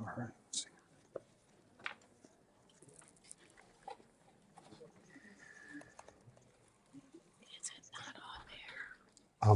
It looks like Stacy was signed in directly. So I don't think anybody presentation was right there at least.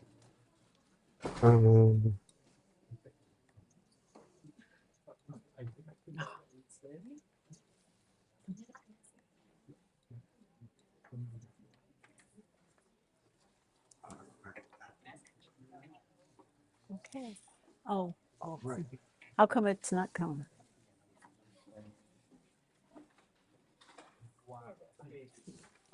Okay. Well, I would like to introduce from the Office of Research Administration, the Division of Research and whatever, Economic development. academic development. Okay, is it doctor or Mr. or doctor? Mister. Mr. Ryan Mobley.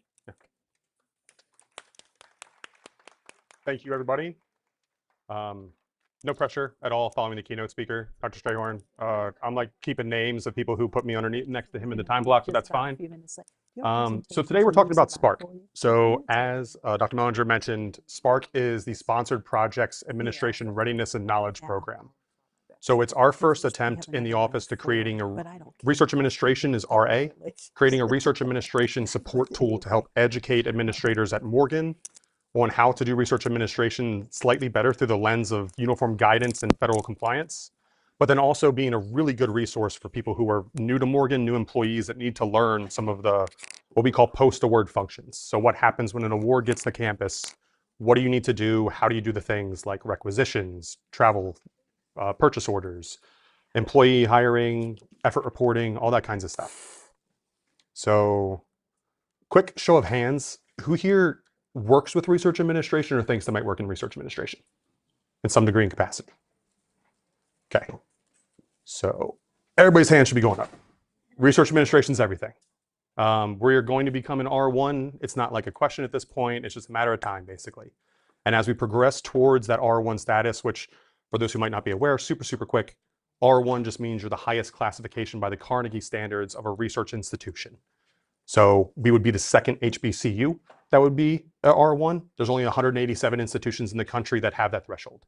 So it's a really nice, really prestigious group to be in. As we grow to that, we need to be expanding our abilities as administrators to help support some of these PIs and the post-award functions. So there's state guidance in how you do things, and then there's federal compliance reasons for why you would do things also. So touching on things, sponsored projects move fast, readiness matters. As everyone's aware, we have different admin departments on campus. We have HR, procurement, payroll. Research administration touches every single department that happens at campus. We deal with students. We deal with all the post-award administrative functions. We help with setting up budgets in Banner. It's a full cycle within research administration. As a result, there's just so much to learn. It's hard to find exactly great resources and referenceable resources to learn the different processes and to do them well. So Spark is trying to create a kind of a team, but then also a group of people that are going to be learning together and educating themselves, both on just how to perform existing Morgan processes maybe a little bit more smoothly and more replicably, and then also tying in research administration education specifically. So it's kind of saying you have a combination of people that it's really good for. So onboarding specifically is what this was really designed for. When you have a new employee come onto campus in research administration, grants move fast. So state budgets, they're awarded on an annual basis and you forecast over time. Grants can have as short of a 3-month or shorter time frame for their award once it hits campus. So it's a lot of fast moving processes that need to get in place to establish awards, set up in Banner, get people hired, set up procurements, things like that. So Spark is meant to be the day one training resource. Anybody who would join Spark would get access to a Canvas course that we'll talk about in a second that has multiple modules that we've created in our office that walk through step by step and screen by screen of how to do a lot of these processes. So if you have people on your staff, that's where you might have new people for onboarding, experienced administrators. You might have some members of your staff who have been doing this very kind of a narrower aspect of the full gamut of post-award support. And maybe you would like them to be able to do things like stipend submissions, or you would like help with them being able to do things like cost share tracking. For those, we'll talk about cost share another time, or join Spark and learn about it.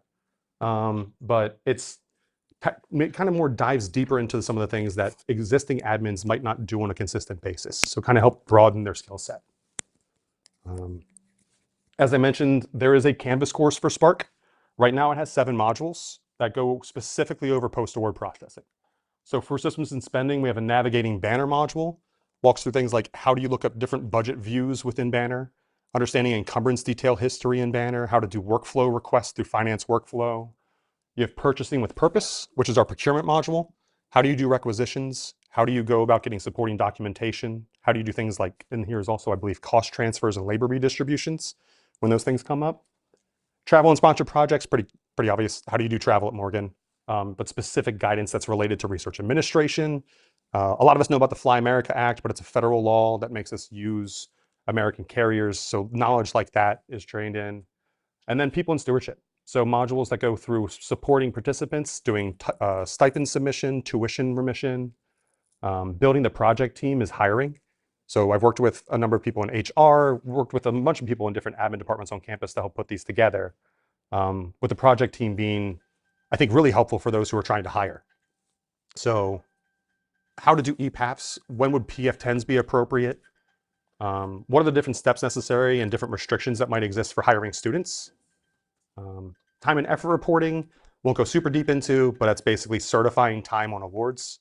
So federally, when you are paid by a grant, you have to certify the time you spend on that grant because the government wants to make sure that they're paying you for what you're doing and it's not overpaying. And then cost share is what we talk about a lot in our office, which is basically Morgan's piece. So a lot of grants will say that you have a matching requirement is the other term for it, but cost share requirement where maybe the institution has to put X amount of dollars into the grant as well. So a lot of like MHEC, a lot of us in this school probably are aware of that. MHEC has a lot of different awards that have cost share, meaning that Morgan has to put in their own money to show that they're going to be sustainable for the success of the project. So we talk about all of these in the modules. Each module in the Canvas course has a quiz associated with it. If you complete all of the modules in the pre-assessment, we will award anybody who does that with an Incura apprenticeship membership. Incura is the National Council of University Research Administrators, I think is the full acronym. Cool, yeah, awesome. I always forget the U, unfortunately. They're one of the largest organizations on the planet for training research administrators. The apprenticeship membership kind of gets you in the door. It's an inexpensive way for us to be able to help broaden the individuals that can access the Incura registration because the Incura membership itself is a couple $100. The apprenticeship we're able to get for slightly cheaper because we're running it through this program. So for those who participate in Spark, do these, we'll give you the apprenticeship for a year. It gives you access to newsletters, their networking groups. There's a lot of different webinars they give for free for members. It's really helpful for continuing ed. We'll talk about that a little bit more in a second, but that's completing the modules and doing the pre-assessment. In addition to the Canvas aspects of Spark, we have the Campfire series, is what we're calling it. So has anybody in here, I'm hoping, I mean, I can see people who have, been to one of the DRED seminars that we've hosted, like a monthly DRED seminar? Cool, all right, yeah. So this will be very similar. The DRED seminars touch on anything. We try to bring in guest speakers. We talk about specific research compliance type issues. We talk about research administration education. The Spark program is going to be 1 hour monthly sessions going specifically over admin relevant research administration education. So for example, the next one we're doing is going to be the end of August.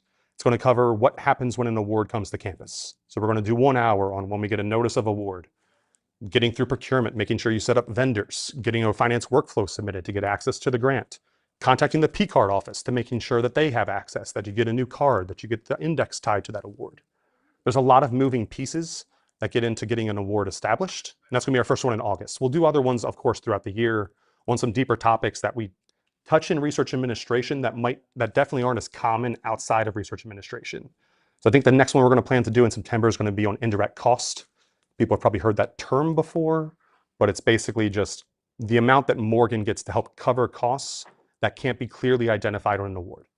So like when you have a grant, you're gonna buy supplies. You might pay for travel, but you also need to pay for electricity in the building, or somebody in payroll is gonna process your timesheet for this person one time. There are costs that it's kind of hard to allocate to individuals, and we'll talk about that in the next one, but basically these are meant to be short practical instructions with a bunch of Q&A and group development. Spark is really trying to be a team building, honestly, of cross-departmental admins that want to grow together and then further strengthen their tools. I'm really hoping that between that and the discussion posts in Canvas, we can kind of do a little bit of collaboration. I've already learned a lot about certain reporting tools that exist out there. I don't know if anybody's ever used Airtable for data visualization, but I learned about that through the Spark program and talking to some folks in there. So it's research administration through Canvas, through the Campfire series, but specifically what we want to do is grow as a team. So more collaboration between the different departments, everybody talking, everybody trying to learn and go towards the same path. we talked about the Incura apprenticeship membership. So do the pre-assessment in Canvas, do the modules in Canvas and the quizzes, you get the apprenticeship. Do the year's worth of Campfire series, which is one a month, and maybe some discussion posts along the way kind of thing. It's not a crazy amount of workout, but if you qualify to sit for the exams, we will pay for your certification exam fee, which is not cheap. It's like $400 to sit for the CRA specifically through RAC. But there's organizations, RAC is the biggest one for professional certification in research administration. There's 3 exams. There's one for all research administration. And then there's one specific for finance that I'd suggest anybody who's in finance or is a budget officer, it might be a better tailored exam for them. And then you have pre-award, which is mostly in-house, but PIs can be really helpful to have that education, grants managers on campus, center managers. But we will pay for professional certification support in research administration through either RAC, NGMA, or another organization. There's another one out there called GPCI that does a very similar type of exam and certification.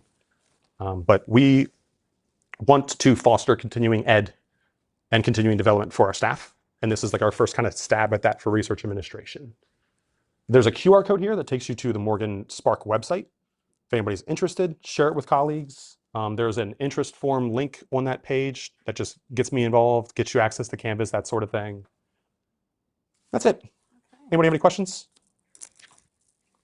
It's fine if you don't. Up here on the front desk, we have some flyers that just kind of go over that too and have the same QR code to join the program.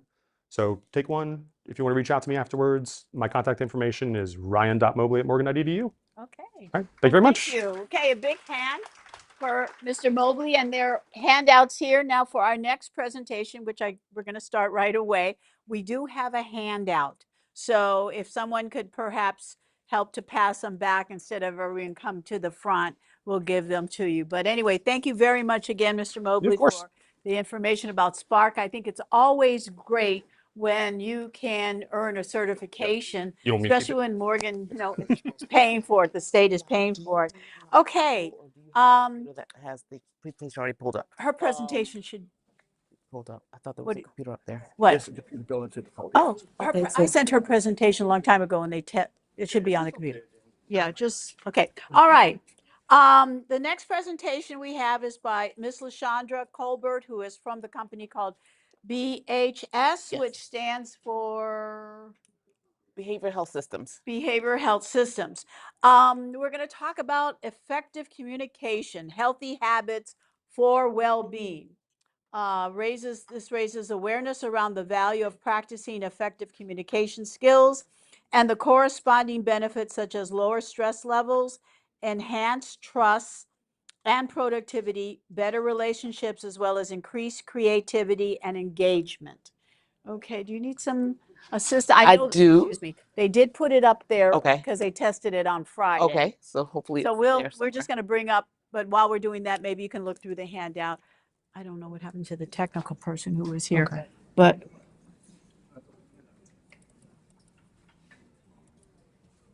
let me see if I can go in. Oh, God. I know they put it up. Oh, geez.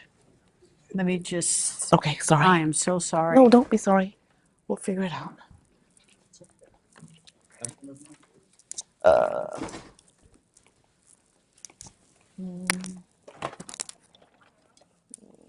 Let's see. Let's see what this PowerPoint Crap. is right there, but none of those. That's the That's just saying PowerPoint. Ah, no. Oh dear. Oh dear gosh, let me see what it is. I wonder where would it be. Nope. That's odd. And you said that's the launch. Yeah, I Oh, believe so. Can we check it just to see? Okay. Go for it. You're probably right because you know better than me. But I think I took it away. Oh, shucks. Make this do this thing. Yep, that's okay. Why is it not doing? Okay. No.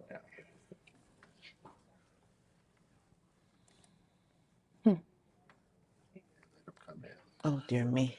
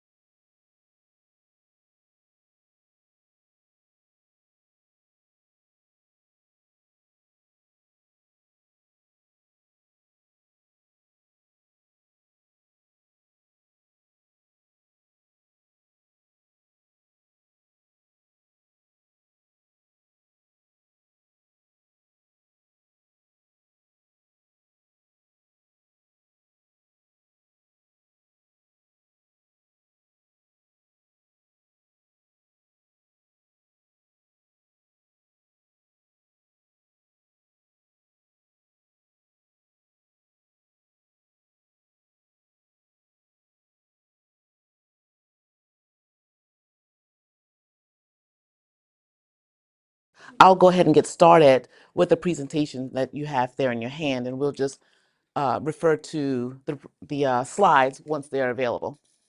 Is that okay with everyone? And can everyone hear me okay?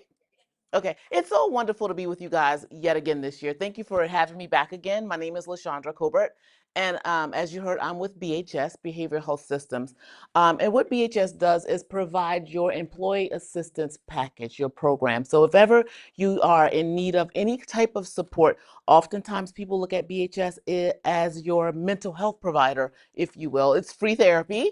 But it's so much more that they offer. And so I implore you to take an opportunity to go on the website and look around, see what's offered to both you and your immediate family members so that you can take full advantage of what's available to you via BHS. And if you see a different name, Revive and Thrive, they've kind of merged. So you may say you may see BHS or you may see Revive and Thrive.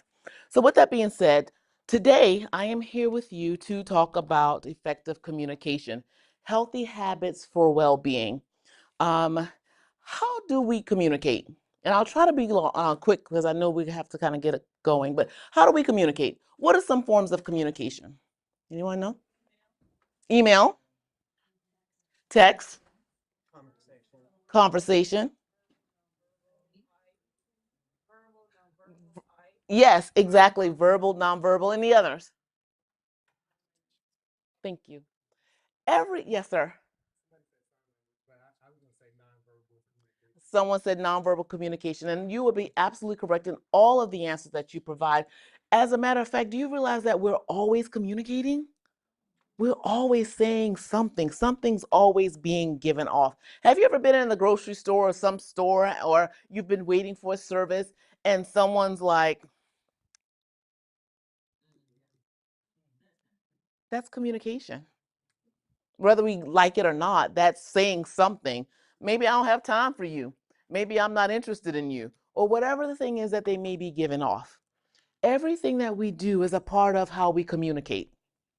So with that being said, today we want to look at the summary for today, which was communication is more than just an exchange of information. We just talked about that, right? It's more than just what I say or how I say it. It's whatever I'm trying to give off, whatever you see, lack of eye contact, direct eye contact, a shaking of a hand. All of those things are part of communication. Benefits include lower stress level. So when we communicate, we know that I know what to expect. I know what's going on. I know what I have to do. I know what happens next. As a result, we have lower stress levels. We enhance trust and productivity. So again, if I'm communicating with you directly, if I'm communicating with you effectively, then it lowers the chances of stress. It gives more trust with you and the person that you're trying to communicate with. And perhaps even it increases your productivity because I know what the expectations are. It fosters better relationships. Yeah, because I've communicated effectively, I have a better relationship. I have a better understanding. I know what to expect, what not to expect. And you hear me say that often because humans by nature, we thrive, we live, we do better with knowing what expectations are, what we are expected to do or have. And so I'm sure that your coworkers, I'm sure that your students are better off understanding what expectations are, what you expect of them, and what they expect of you. Yes? And finally, creativity. Communication fosters creativity. We create better relationships when we are creative and have better relationships when we understand, again, what is expected of us. And finally, engagement. Communication is all about engagement. So the objectives for today, is this on? No, this is not on. It is on. Can you hear? So when we look at objectives, through the presentation today, participants will learn components of effective communication, benefits of active listening, characteristics of a healthy communication style, how to identify barriers in communication, and finally, links between communication and well-being. Any questions?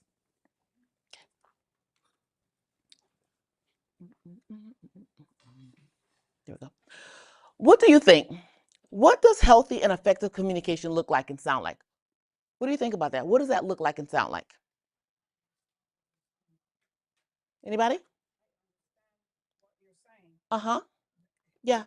Active listening. A nod of a head, an approval. What else? Anything? Yes. Absolutely. Absolutely. How many of us have small children and in that process we said, now tell me, what did I say to you? You ask them to repeat what you've said so that we can break down any barrier in them understanding what the expectation is, what we just communicated to them. Yes? Anything else? I'm sorry? Tone and volume. It's not what you say, it's how you say it. I've heard that. How many of us have heard that? You can say anything to anyone, it's how you say it. Yeah, I saw another hand. Absolutely. Absolutely. Because what we recognize is if we're cutting people off when they're speaking, are we actually listening? No. We're only waiting to respond. Some might even say we're listening to respond versus listening to actually hear what that person is saying. So think of someone you believe to be a good communicator. What characteristics stand out? Clarity. Preciseness. Yes, straight and to the point. I saw two hands in the back. The hat in the back. Wait a minute. Go ahead, sir. Tone. Yes. Clear. Clarity. Yes. Yes, absolutely. Trustability. Because again, you want someone to, can you hear me? Okay. You want someone to be able to trust what you're saying is true. You want to make sure that you're giving people right information so they believe what you say so that you can build their trust and have a good two-way conversation. Eye contact. No one said eye contact. Yeah. Yeah. Again, remember me going in the store? That's communication, but that's poor communication. Yes, so you want to make sure that when you're communicating, that you're looking the person in the eye, that you're making sure that you're making contact with someone so that they keep your attention and you have theirs, and you let them know that what they're saying is important. Listened. We said that. Yeah. And again, listening is all about not just with your ears, but making sure you're opening your ears so that you can listen to understand, listen to comprehend, not just to respond, which is very important. How many of us are like, yeah, but, so did we just listen, or did we just hear what they say that we could respond? Shares understanding. Making sure that when you're communicating with someone that you're sharing understanding. I understand what you said. Oh no, I didn't quite understand what you said. So can you repeat that? What I hear you saying is, as a therapist, I'm always reframing what I think I heard you say, or what I got from that is. So again, I'm repeating back what I heard just to make sure I'm clarifying and understanding what that person is giving me. And again, this next one I just said clarifying. We want to make sure that when we're communicating effectively, that we're clarifying any misunderstandings, whether it be on our end or the other person's end. Okay? And finally, doesn't interrupt. A big one. As I said before, how many of us feel maybe a little disrespected if you're talking and someone says, yeah, but well, did you give me a chance to really hear? Did you hear what I was trying to say to you before you decided to cut me off? Or think you knew what I was saying? Maybe I was going a different direction. Or maybe you took from that information what I was attempting to give you and run with it versus giving me the opportunity to truly get out what I needed to say. Because what we do recognize, the best way to even de-escalate a situation, and I know we're not talking about de-escalation, but the best way to de-escalate a situation is to have someone feel heard. Yes? Humans like to feel heard and seen. Okay? How many of us have been in a Chick-fil-A or something and they mess up your order or whatever the thing is, and they say, you know what, for your trouble, here's a $5 gift card or something. You felt heard. That person validated your feelings, validated what you were feeling in that moment, what you communicated to the manager. They validated. Whether they gave you something free or not, the fact that you were able to be heard without interruption. Yes?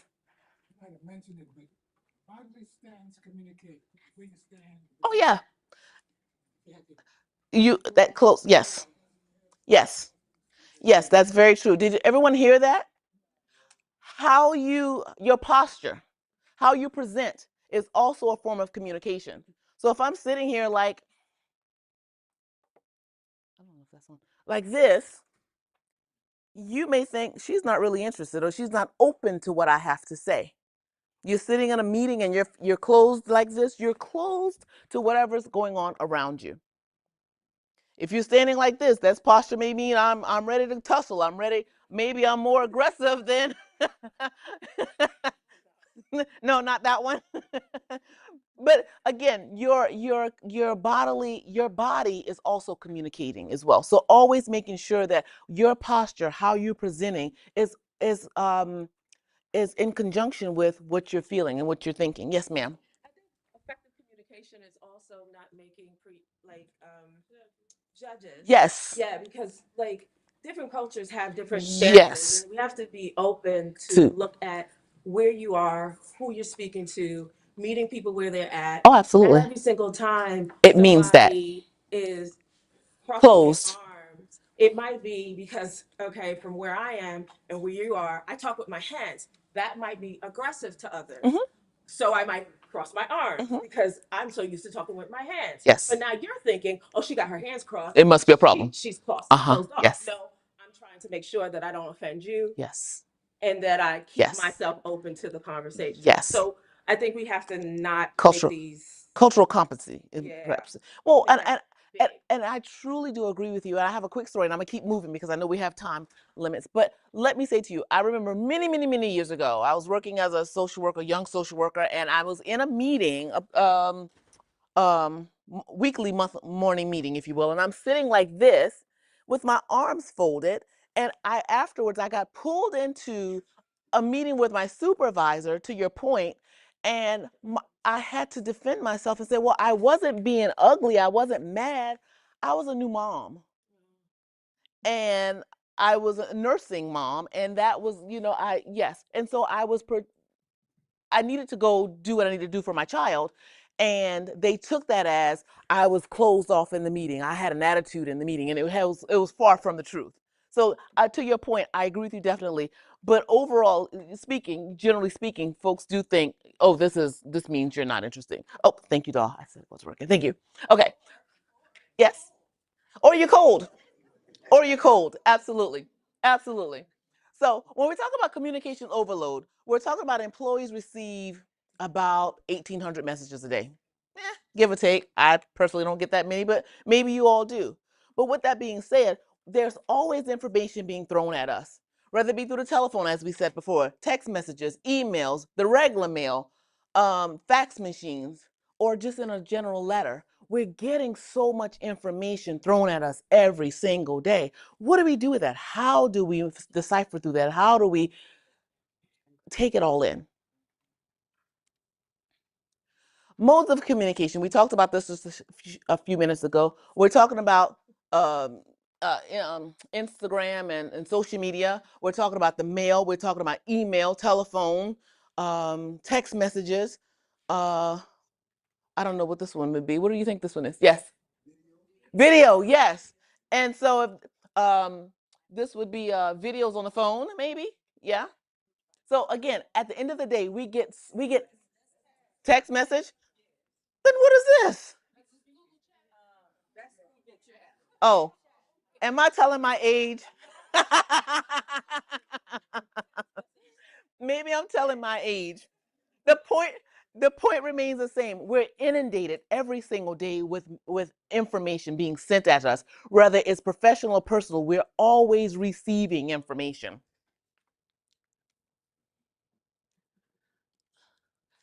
Communicating to reduce stress versus common causes of miscommunication. So communicating to reduce stress. Stress is a state of mental and emotional strain or tension resulting from adverse or very demanding circumstances. I think we can all at some point relate to adverse and or demanding circumstances. Yes? With the jobs that we have and the start of the new school year, there's a lot of information that you have to decipher. There's a lot of information that you have to do things with. It can cause stress. It can create stress for yourselves. And so it's very important that you know how to manage this stress. So what are some common causes of miscommunication? As you see here, assumptions, biases, distractions, filtering, non-clarifying. That was a big one. We've talked about that one a couple of times. Not listening, we've talked about a couple of times. And too much information. It's such thing as having too much information. Sometimes we only need what we need. We only need the information that's pertinent to the job or what is the task that we're attempting to do. Yes? How can effective communication impact you? Better communication, better health, a better you. So if we look at the physical, we're talking about decreased stress level, more energy, and better self-care strategies. Again, all with better, more effective communication. Moral, we're talking about increased engagement. You have time to talk to your family and friends. You have time to do other things that may require your time that's outside of whatever it is that you being torn from, meaning if it's work that's tearing you from all the other things, you have more time for those things.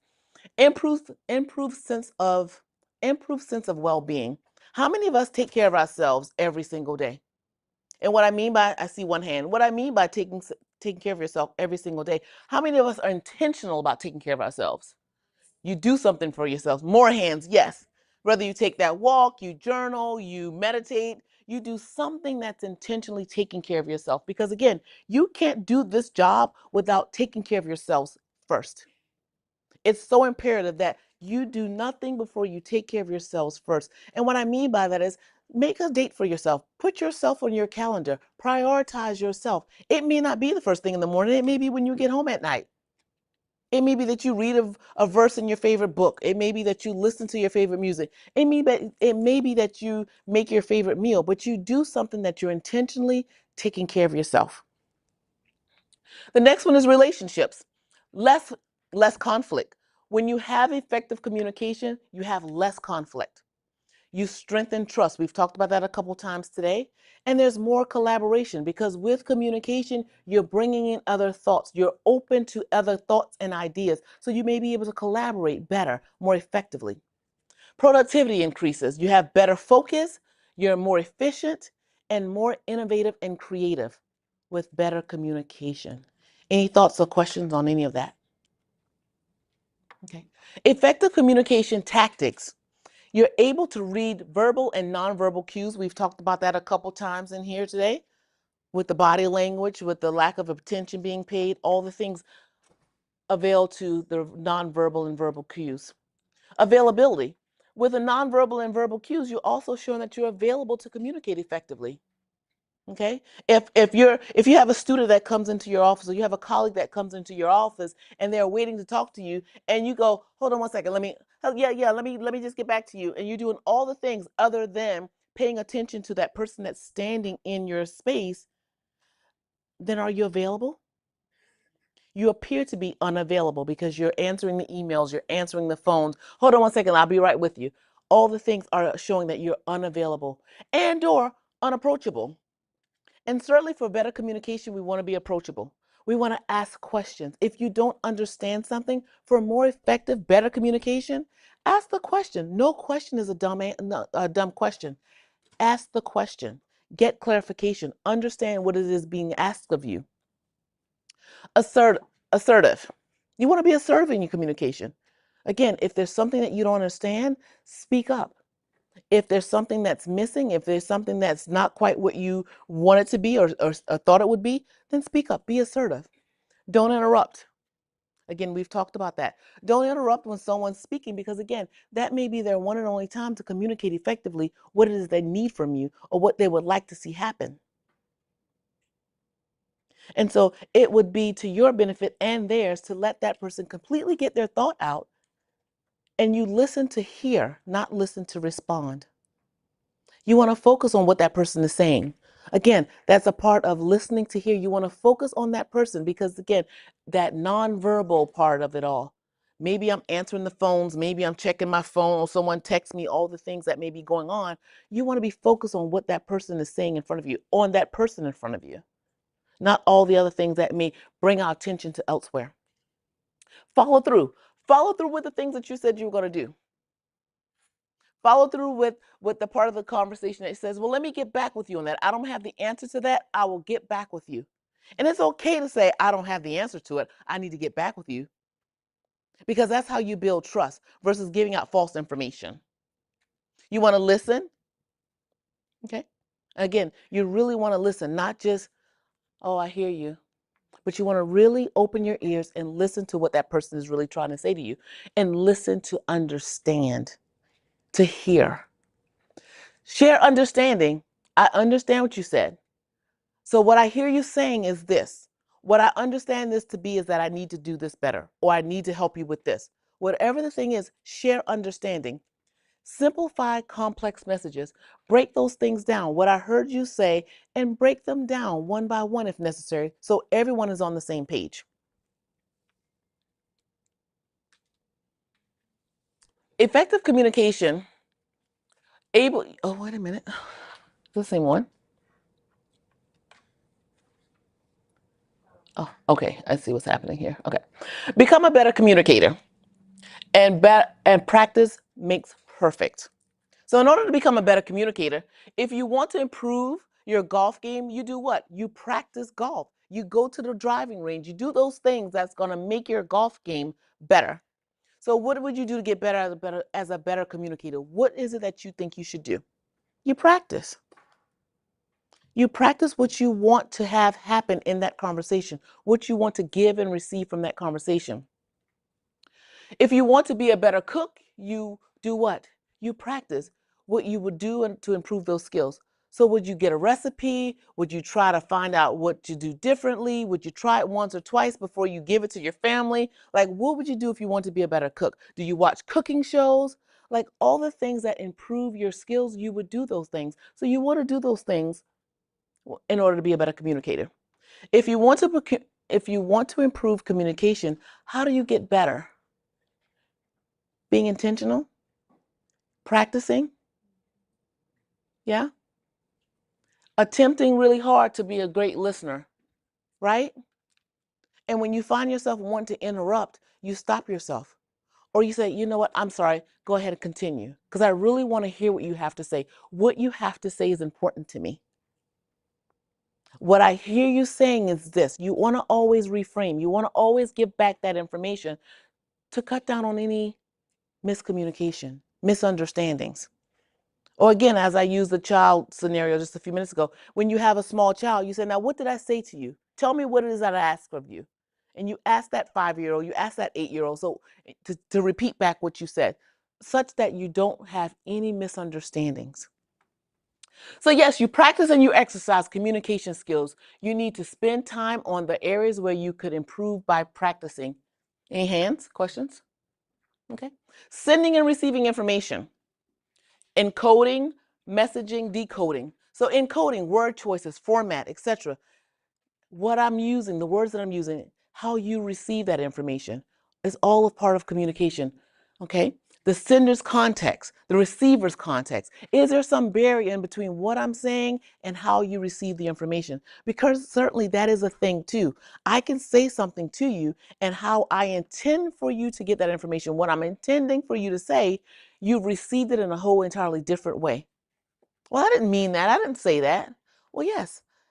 And so then when someone's saying that to you, then you need to take a step back and see what it is that you were able to say or not say that had that person receive the information the way that they gathered it. Okay?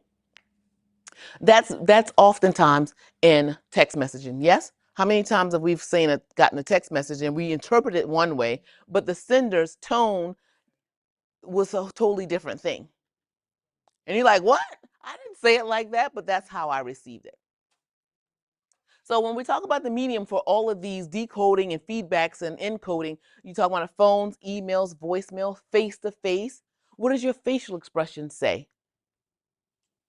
Is it giving off non-confrontational? Is it giving off, I care about what you're saying, I'm interested in what you're saying? Or is it saying, no, I'm not interested, get away from me? Or whatever those negative tones that may be produced from that conversation, just from eye contact or facial expressions, as we talked about before. Those other mediums include chats, videos, and other forms of media. Lost in translation. I'm going to share this with him quickly. Let me get this right. I have another meeting in 15 minutes. We already covered most of this yesterday. Okay. And then he's saying, I'm upset about misunderstanding we had last week. Most of this sounds like new information, and she said it needs to be done today, which is unrealistic. How are messages interpreted between sender and receiver? Is basically what's happening in this. She's all about getting her bullet points met. I got 15 minutes to talk to you about this and this and this and the third. I need to keep it moving. And totally not thinking where he is. And again, the misunderstanding or miscommunication is he's thinking, I'm still upset about what happened last week and not able to communicate that. And so somewhere there gets that lost in translation, if you will. When communicating, what matters most? Listening matters most. Listening is the one thing in communication that matters absolutely the most. Because again, if you're not listening, then you're missing the message. You're missing what's attempting to be shared with you. Be an active listener. Give undivided attention and genuine effort to understand what the speaker's point of view is. Active listening strategies remove distractions and minimize disruptions. Again, if you're speaking with someone and your phone is ringing, you're on your cell phone, minimize those distractions.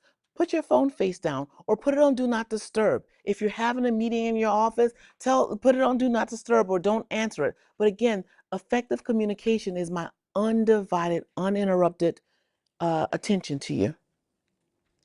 Allow your mind the ability to transition from one meeting conversation to the next. Don't get stuck on the meeting that you had at 1 o'clock and the meeting that you're having at 3 o'clock. Okay? Transition effectively. Compartmentalize if you need to. Because one does not have, hopefully, anything to do with the other. And the feelings that you had at 12 o'clock or 1 o'clock, hopefully you don't carry those feelings over into 3 o'clock. Show your listening. Acknowledge eye contact. I understand. Thank you for that.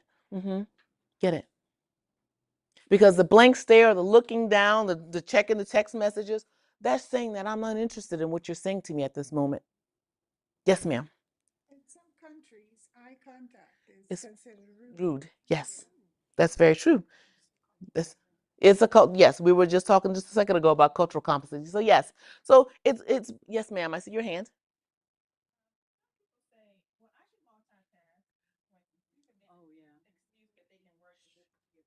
Sure, absolutely. But when people are multitasking and they're personally and they do that to you, how do you feel? Yeah. So while you may be effective at being able to multitask, and I'm talking to you, but yes, I'm texting my son what we're having for dinner. Oh yeah, I got you. I heard you. You feel like, well, am I important to you? Is what I'm saying important at this moment? So while yes, you feel like you can multitask, but what message are you sending to the receiver? Yes, ma'am. I think it has a lot to do with what's being said at the time. So if it's like matters of the heart, we always want like undivided attention. But if we're like, you're a very busy person, I'm a really busy person, we can multitask together and it's not offensive to me. But it's like we're trying to settle a disagreement, conflict, things of that nature. So more than likely, you want that person to give you your undivided attention because then that seems like you are not trying To dismiss them. yeah, Yes. being dismissive. Yes. Any other questions, thoughts? Yes, sir. I see your hand.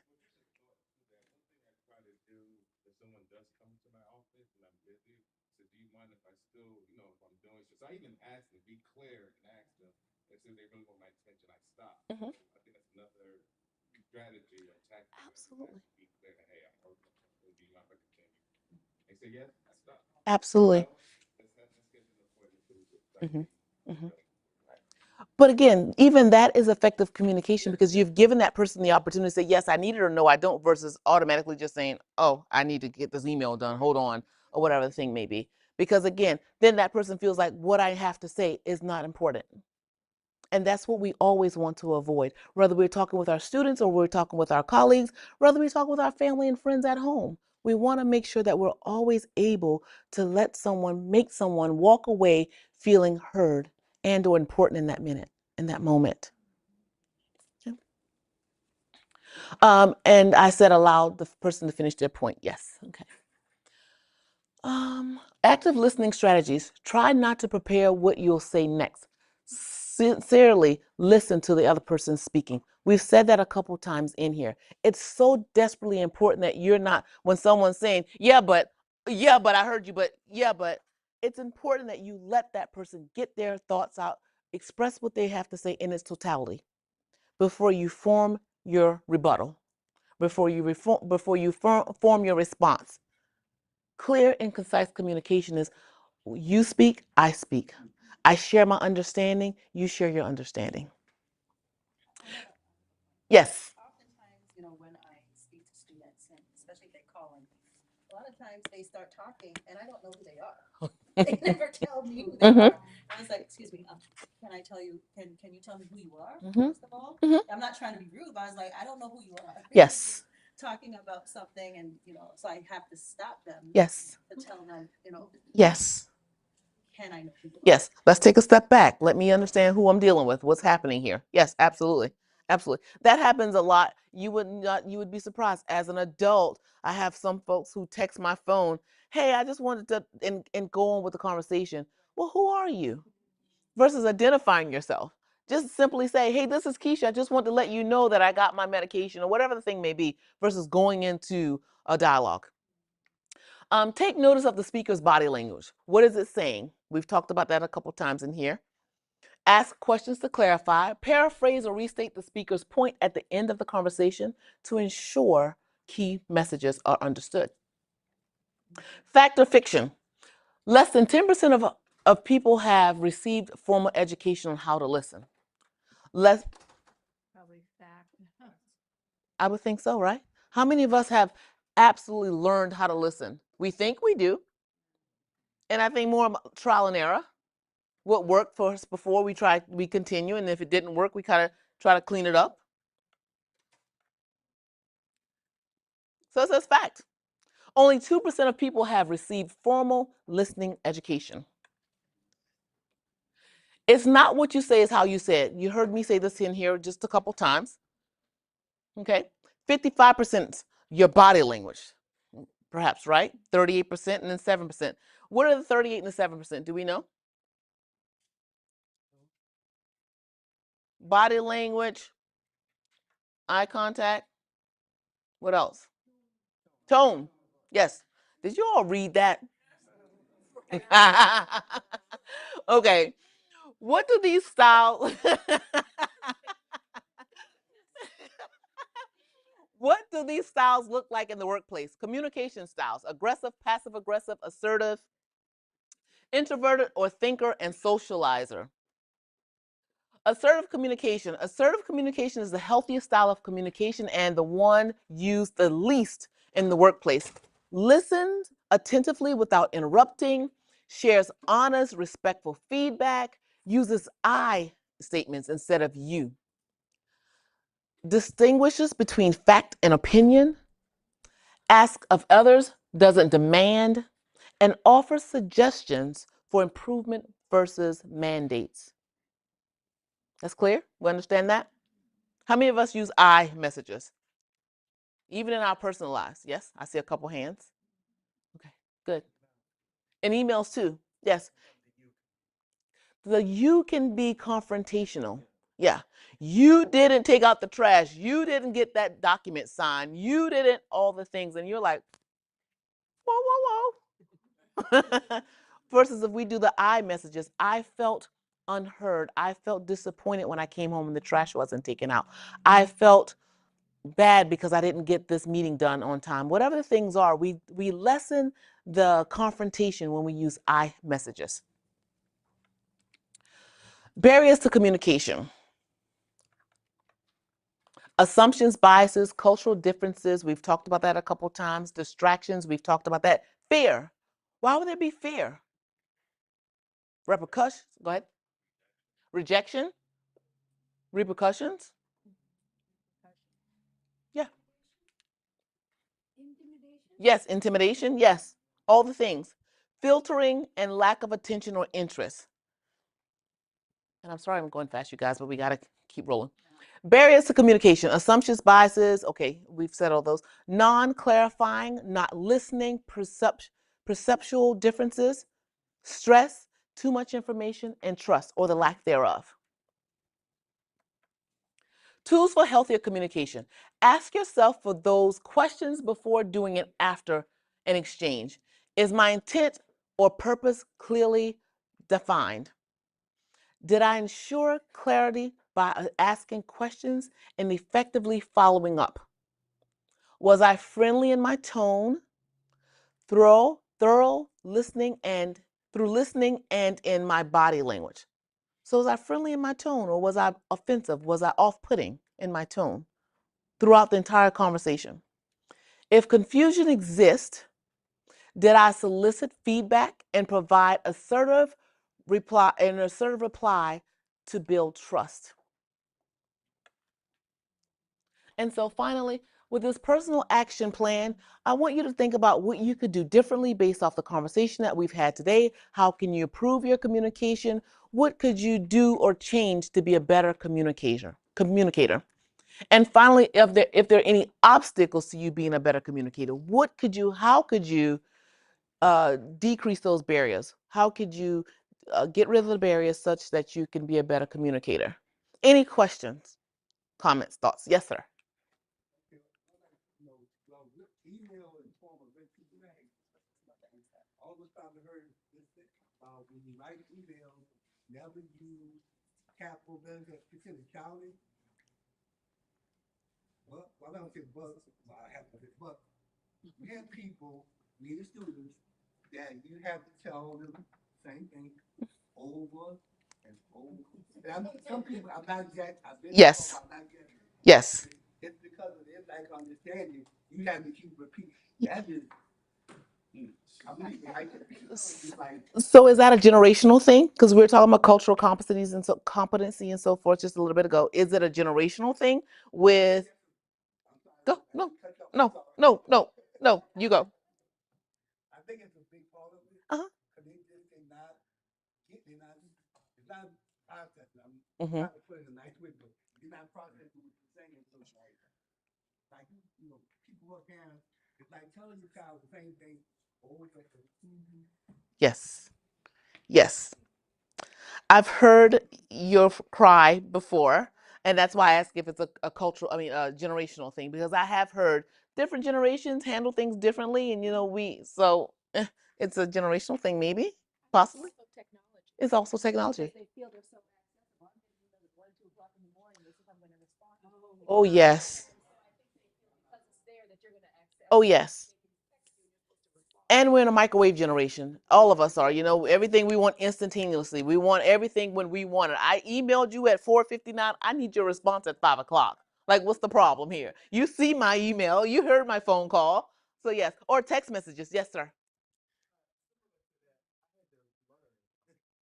Sometimes you can be communicating, but you also, especially if it's in person, you also have to recognize if the other person is receiving that message. Because what I would make a mistake is doing is, to me, the point, the concept, the objective, whatever I'm trying to say is really clear. And so whenever they're not getting it, I continue to try to make them get it, and it doesn't work. So at some point you have to recognize when the communication is not working, and maybe try another path. Yeah, I agree with that. I agree with that also. Go ahead. You have something to say? Oh, I'll just piggyback off of that because sometimes you have to look at the way you're communicating, and also what roadblocks are in place.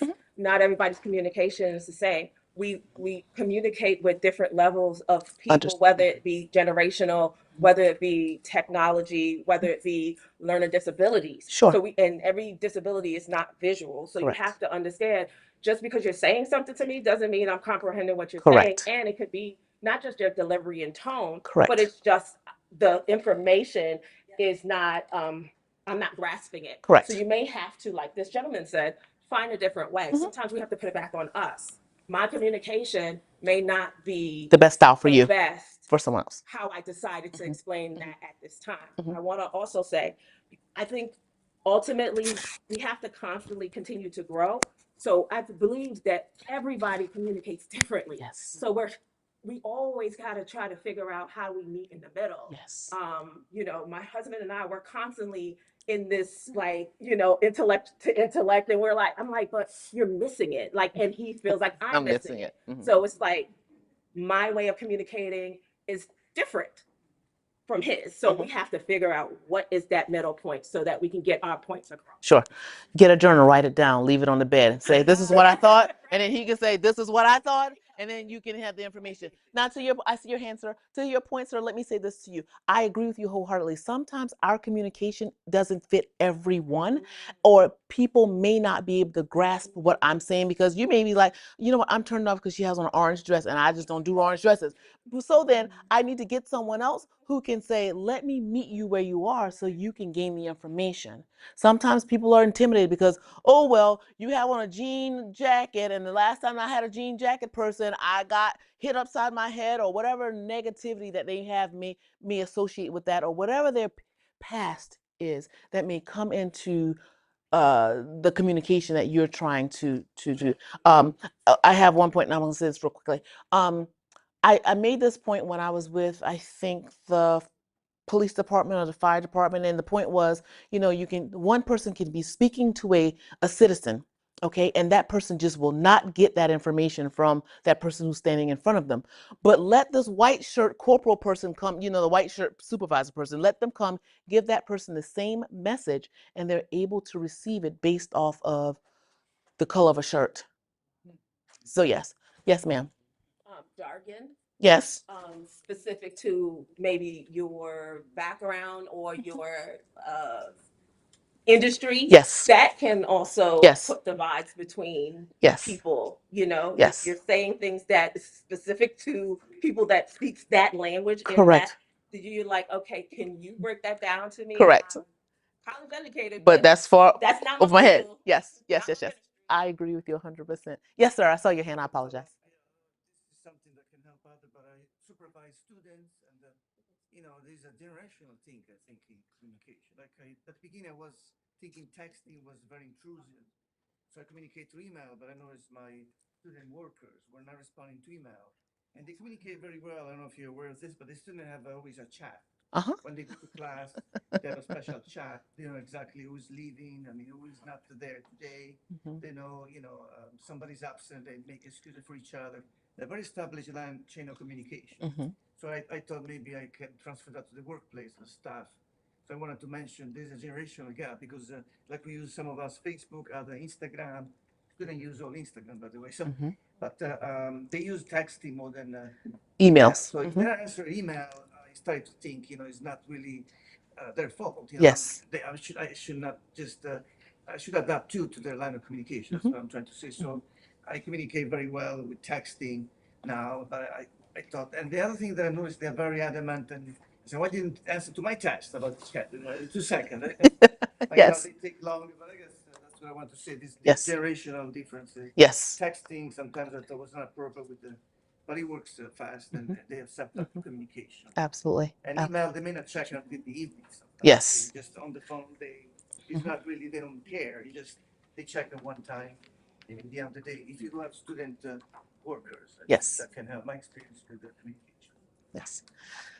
I saw your hand, sir. Okay. Personally, over the years I've done is, especially if it's a setting where I'm working with my colleagues, the student to be vulnerable, like being open and allowing folks to understand where I'm coming from. And I think that helps people feel more open to speak. Also, let people criticize me. It's always tough depending on your, your stature with where you work, but it's okay to let me know what's going on now, I hope to open up the dialogue as well. So once you kind of set those two parameters, I think it kind of helps out the office dynamic, but also with students as well. If we're talking about students today, I think that helps out as well. When you're telling a story or sharing your story, your experience, students go back to trust. They feel like they can trust you because they have that same experience. Just want to share that. Thank you for sharing that. And if I could just piggyback on what the gentleman said about the next generation, Yes. right? So they see the bite-sized things, right? The bite-sized hopes. So when we are communicating with our students, we need to try not to have these long messages and just keep it short. If a student has a question, just send the question and just Again, it goes both ways. And what you're talking about is good, not giving too much information, as we talked about in the presentation. Absolutely. I saw another hand. Yes, sir.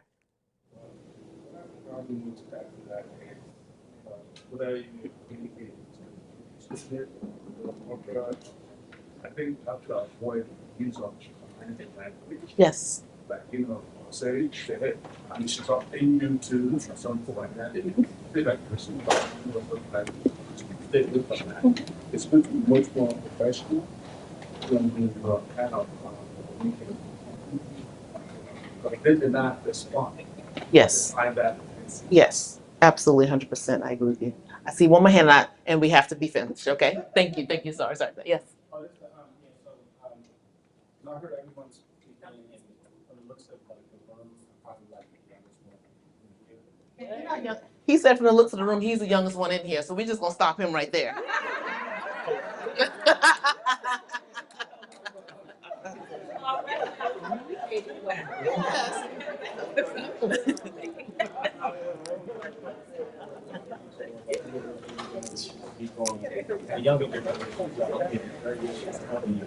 You gotta use your speaker So voice. it's like the evidence of data. Larry. The more you get an answer. I sent somebody out to get Okay, I have like it. 10 minutes ago. Yeah, so check the answer with ChatGPT versus, okay, this is the person, supervisor or manager, for exactly the approval, or they saying, okay, I have to go to you anyway. So a lot of times when communicating, we're saying, oh, you need to do this, or you don't listen as much. So I know the answer that you want to say. And someone been in this field for 20, 30 years, and access to information is so vast. It's like, well, there's so many I can go around to, but at the same time, it's like I'm in a different Interpret so that. most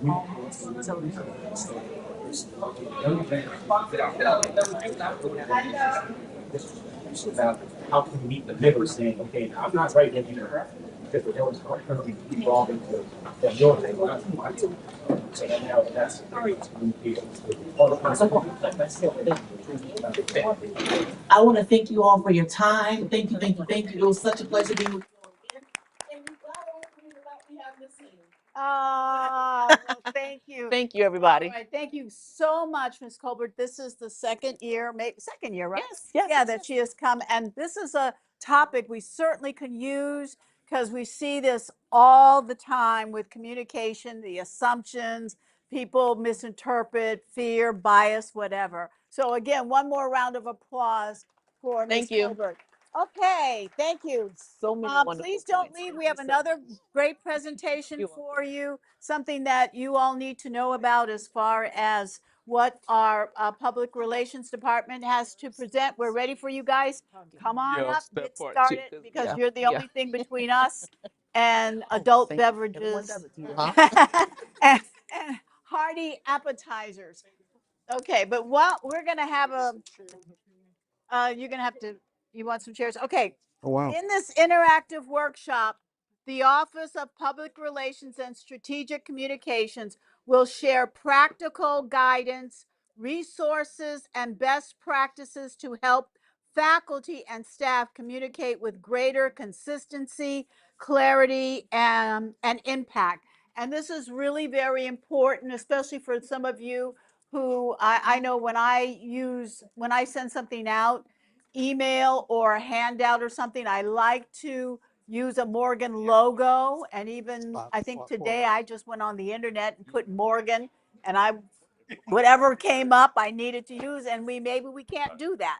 So I think PR is going to let us know how to use the Morgan logos and some other things about public relations. So And this affects a lot of people, especially folks, administrative assistants who are doing Microsoft Word documents or letters. Some people make their own stationery. Some people have made their own logos for Morgan for their own departments. And you really cannot do that. And that's what they're going to tell us.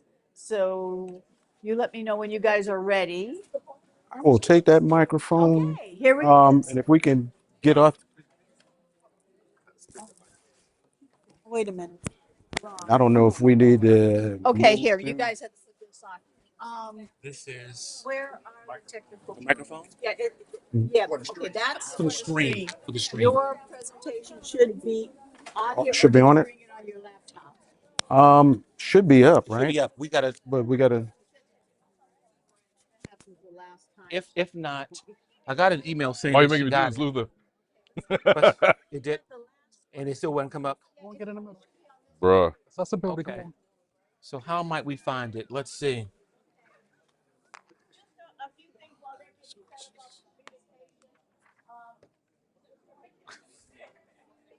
What is happening? Dude, I don't know how to find it. We have a tech person. No. This is not us. Not sure where you might be set up there.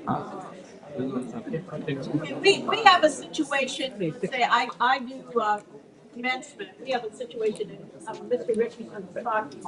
I thought of something he did, he sends out information. Those who have applied for graduation, and by the way, you do have to register for graduation. From our last week, telling us that allows to work that way. But he has a note at the bottom saying this email or this note does not mean you have successfully fulfilled all the requirements to graduate. And I thought about that and I said, this is interesting. Why is he doing that? But I copied what he did. That's because many students will receive information from us. Almost okay. Thank you. Many students will receive information from us about graduating. And I've had people call me with their mothers, their aunts, and their grandmothers saying, but you said this is where I go to get regalia. You said this is where I go to get my picture taken. You gave me, the location of graduate. Doesn't that mean I'm gonna graduate because you're sending it to me? And it doesn't. But with this generation, apparently that's what they think, because they got information about the commencement exercise. They felt that they were clear to graduate, meaning that they had to fill the 4 to 6 years and the 122 credits and whatever. So that's just an example that we've experienced here with communication, and we really have to be very careful. No, we're in the. Okay. Oh. Let's take it. Yeah, okay.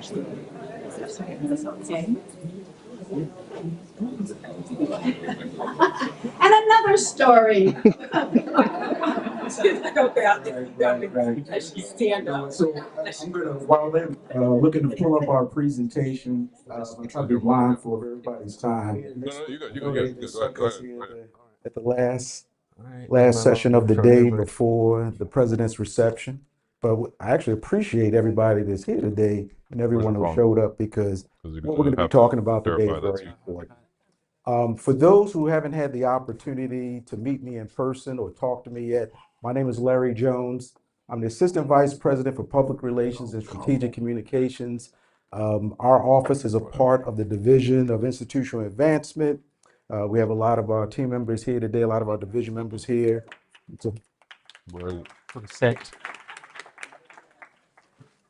so for this session, we're going to talk about 4 areas that we wanted to focus on. And we put together this session based on the communications and questions that we received the most from our colleagues around the university. And those 4 areas include branding and logos, very important stuff there.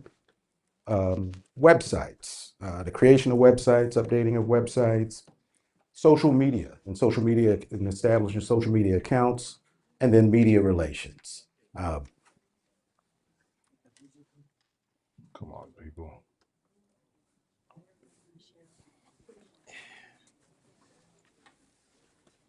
We're actually recording this, so we'll be able to. Oh, sorry about that, Luca. I know. So just 1 second, we get presentation up on the screen. Come on. While we're setting this up, by a show of hands, There we go. how many folks here today have interacted with our office? Okay, that's good. That's good. We are one of the few departments on campus that touches everything, everybody, every unit here. We are the university's communications department. Our department handles all things comm. That includes internal, external communications, marketing, advertising, social media, the websites, the mobile app, some of the digital signage that you see around the perimeters of the campus. If it is communications related, we probably touch it. And so the title of our session today is One Morgan, One Voice, Building a Stronger University Brand Together. And we titled this session this very purposefully because we want our colleagues around the university to understand is that though we all communicate separately, we should be communicating collectively and with the same voice. We should be pushing the same talking points. We should be pushing the same messaging. We should be unified in how we represent the university and how we communicate about what the university is doing. You ready? Yeah. And so here's a look at our agenda today. I kind of talked about some of these things. We just want to give an introduction to who we are, some of the things we're going to cover. And then we'll set it again. We're talking about branding and logos, social media, websites, media relations. And then we'll talk about, at the conclusion, how you all can work with us and how we can collaborate together to meet our goals and objectives together. All right, so with me today are members of OPRSC, which is, again, the Office of Public Relations and Strategic Communications. You have myself, you have Mr. Del Jackson, he's our PR director. You have Mr. Henry McEgney, he's our Assistant Director of Web Communications. Sometimes folks call him the Webmaster. And then we also have one of our newest members, who is also a Morgan alum, Mr. Stephen Michael Thompson, who is our communications and social media specialist. And so you're going to hear from each one of us today on the various topics that we brought to life. So this is just a recap of some of the things that we do, all the different ways that our unit supports your units and supports the university as a whole. And this is what we want to accomplish today when we talk about one Morgan, one voice, building a stronger university. You know, we want to strengthen brand consistency. We want to enhance the university's web presence. We want to engage our audiences through social media, but we want to do it in a way that's not only strategic, but in a way that is unified. And we want to navigate media relations effectively. Some of the key takeaways. Oh, at the end of this, we will have an opportunity for Q&A, right? We're going to open the floor up and hope to hear from some of you, and some of your questions you may have, we're going to answer them here today in this forum. But some of the key takeaways and questions we will answer throughout this program, through this session, is what do we mean by university communications? What is the cumulative effect of well-executed communications? Why does consistency matter? Because it really does. How can you partner with OPRSC? And why is branding and logos so important? All right. So I'm going to turn over this next portion of our session to Mr. Del Jackson, and he's going to talk to you about branding and logos. Thank you. All right. Thank you. Glad to be here this afternoon, and we're going to try to run through this not too quickly, but just enough so that you can hopefully glean some information based on what we have to share. A little background on me in case you may not be familiar. Can you hear me? Background information on me. I've been here at Morgan going close to 8 years now. Prior to coming to Morgan, I spent nearly a little over 20 years in the PR and advertising agency world. In the higher ed segment, I've worked with Towson, UMGC, now UMUC, Nobel Learning Communities. I've worked with a lot of clients in the public sector from MTA, MDTA, Illinois Bureau of Tourism, Illinois Bureau, or rather Illinois Public Health. And then in the retail space, Weight Watchers, the Nielsen Company, as well as Coca-Cola and Papa John's and Nuts. So a lot of brand experience there. Before we start, I'd like to do a little exercise. And I know the screen right now looks blank, but a few images or graphics are going to show up on screen. Anybody know that one? All right. What about this one? Amazon. What about this next one? Apple. Apple. Okay. What these graphic visualizations show, not only are these great multinational, multi-million, or maybe dare I say multi-trillion dollar companies, but they are probably some of the most recognizable brands across the world. The question is, well, why? Is it just because they make a lot of money, or is it because they've done such a great job with their brand identity? Before I answer that question as to why, we're going to go do another exercise. A group at Nike, folks who enjoy running, they decided they wanted to do a running group, right? And so they said, we're going to come up with our own little logo.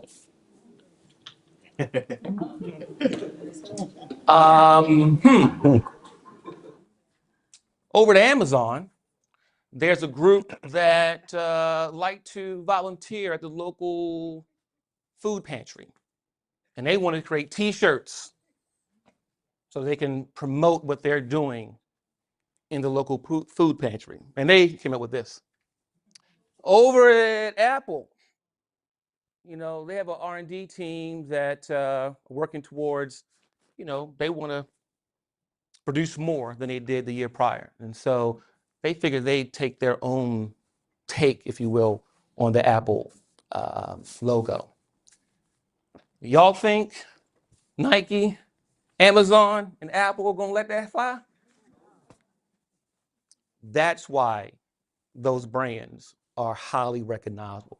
Why? Because they protect their identity, they have brand equity, and there's consistency across the board so that one division, one unit, one group isn't off the reservation, so to speak, doing their own thing. Because where there's brand equity, there's brand strength, brand identity, and you have a stronger brand.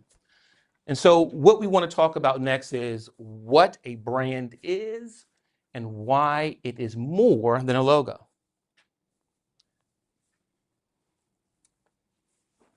Think in terms of this. A brand is how people think about your company or organization. It's their impression of you. Brand identity is what brings that brand to life. And so in terms of Morgan State University, that brand identity is going to be our legacy, our tradition. It's going to be our web communications. It's going to be our social media. It's going to be reflected in our media relations. It's going to be all the campus life that brings to life who we are as an institution. Brand equity, on the other hand, is how folks value that brand. Do they trust that brand? Do they have resonance? Do they remember it? Is there recall? That is how brand equity is not valued, but measured rather. Think in terms that the brand is about experience, it's experiential.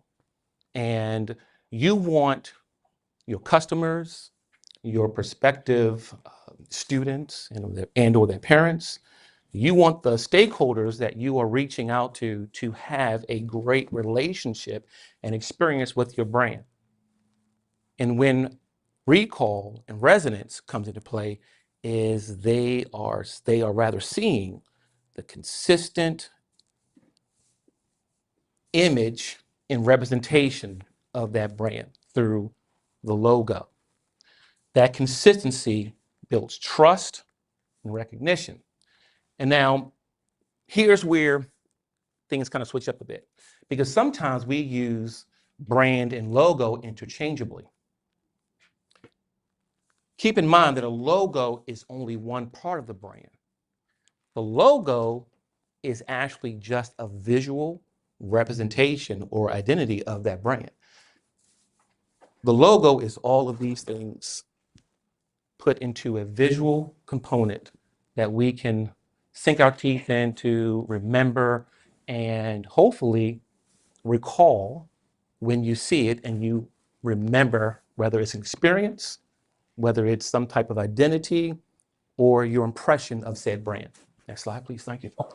And so going back to the scenario with Nike, Amazon, and Apple, how are they able to master their identity and their brand?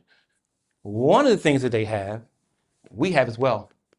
We have a graphic identity manual. This manual is, for lack of better words, our North Star. It is our guidepost and where we want to always go back to as the comprehensive resource where we maintain and keep all of our brand elements, word marks, logos, graphic standards, typeface, et cetera, et cetera. What does this do? When we're using this as a tool that we're all embracing uniformly, it's creating instant recognition because we're all singing from the same song sheet and using the same visual identity, strengthens credibility, builds equity in the Morgan name, and when we are using it consistently and together, we are being more responsible as stewards of the brand, but we're also inviting each of our entire Morgan community to be partners in that responsibility. Next slide. And so when I mention our graphic identity manual, we have all of our marks and logos. And oftentimes when we say marks, it really goes back to that little TM there, right? The trademark. If there's ever a logo that is needed, we will be your resource. Going back to our graphic identity manual, we will either provide said logos or marks for your use, or we will help make certain that you're using them correctly. And in terms of using them correctly, I want to go to the next slide. We want to bring to light some of the common logo and branding misuses. Safe zones. What does that mean? So when you have a logo that's trademarked, you want to make certain that there's no other words, images, anything that's going to lay over, circumvent, block your mark. And so when we're using our logo, we got to make sure we keep in mind of the safe zones. Reversing or inverting colors. We've seen this being used in many occasions, unfortunately. That is an infringement of our brand guidelines. Changing colors. We have wonderful colors. Morgan blue, Morgan orange. We even have, I think my mic went out. We even have a few, hello, much better, wow. We even have secondary colors, a gold and also a brown. Our art director is over there, and I'm making sure I'm naming these colors correctly. But the other and fourth, man, this mic sounds much better. Thank you.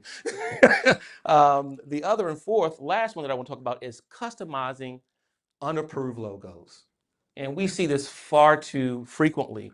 And I just made this up because I wanted to show some usual suspects in how we are infringing upon this Morgan logo. You can't replace the A and put a tower there.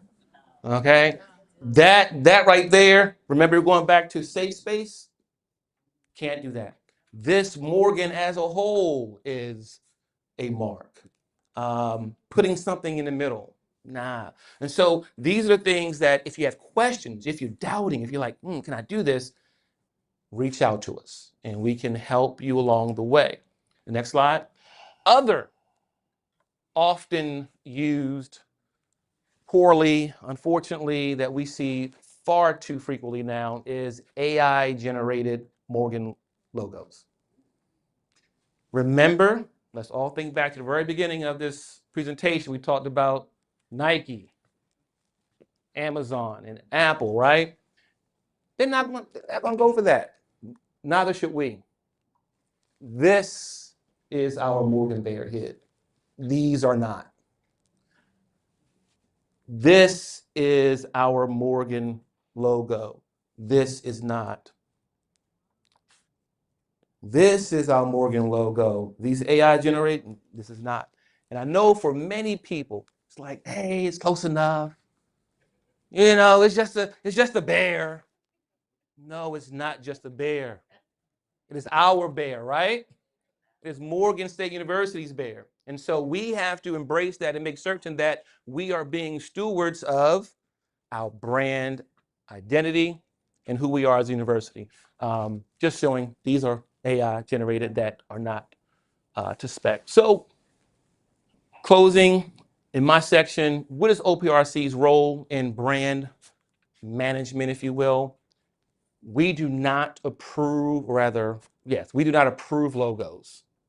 What we can do is if there's a question about how a logo should be used, we can be that resource.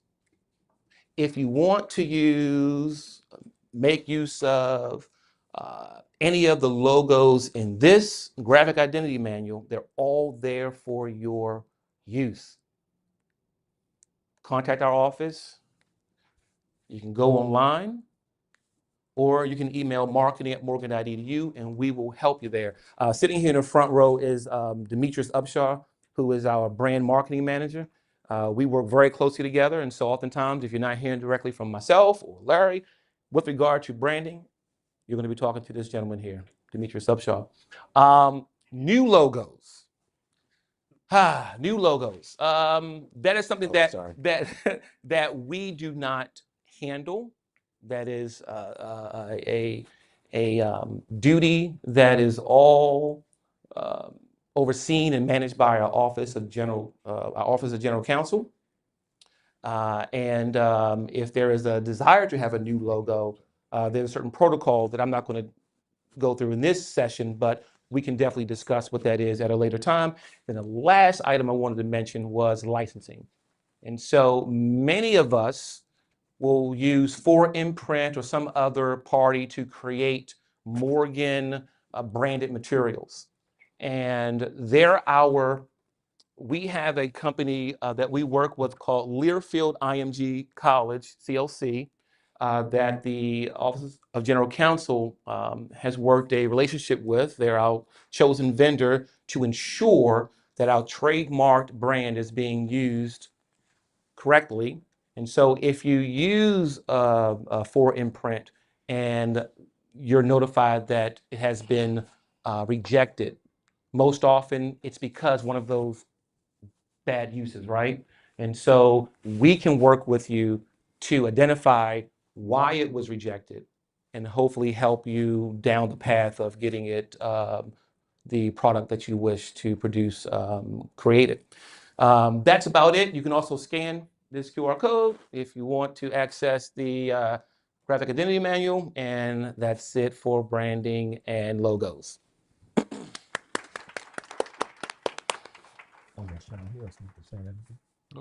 You gonna flip? Okay. Good afternoon, everybody. Good afternoon, everybody. Good afternoon. Are we still awake? We got. I'm standing between you and food, aren't I know. I? All right. We're going to go through this really quick. As Larry said, I'm Henry McKechnie. I am 1/3 of the web team. Seems like we're going to have some battery issues today. Yeah. Can you all hear me? There we go. All right, let's go. I am 1/3 of the web team. My colleague Jamal Harris, who's not with us, he's 2/3 of the web team, but there's only 2 of us on the team. Who's the other third? You guys, thank you. You can go back to it. This is a joint effort that we exercise on the web. And it's a matter of understanding that it's about our reputation. Okay?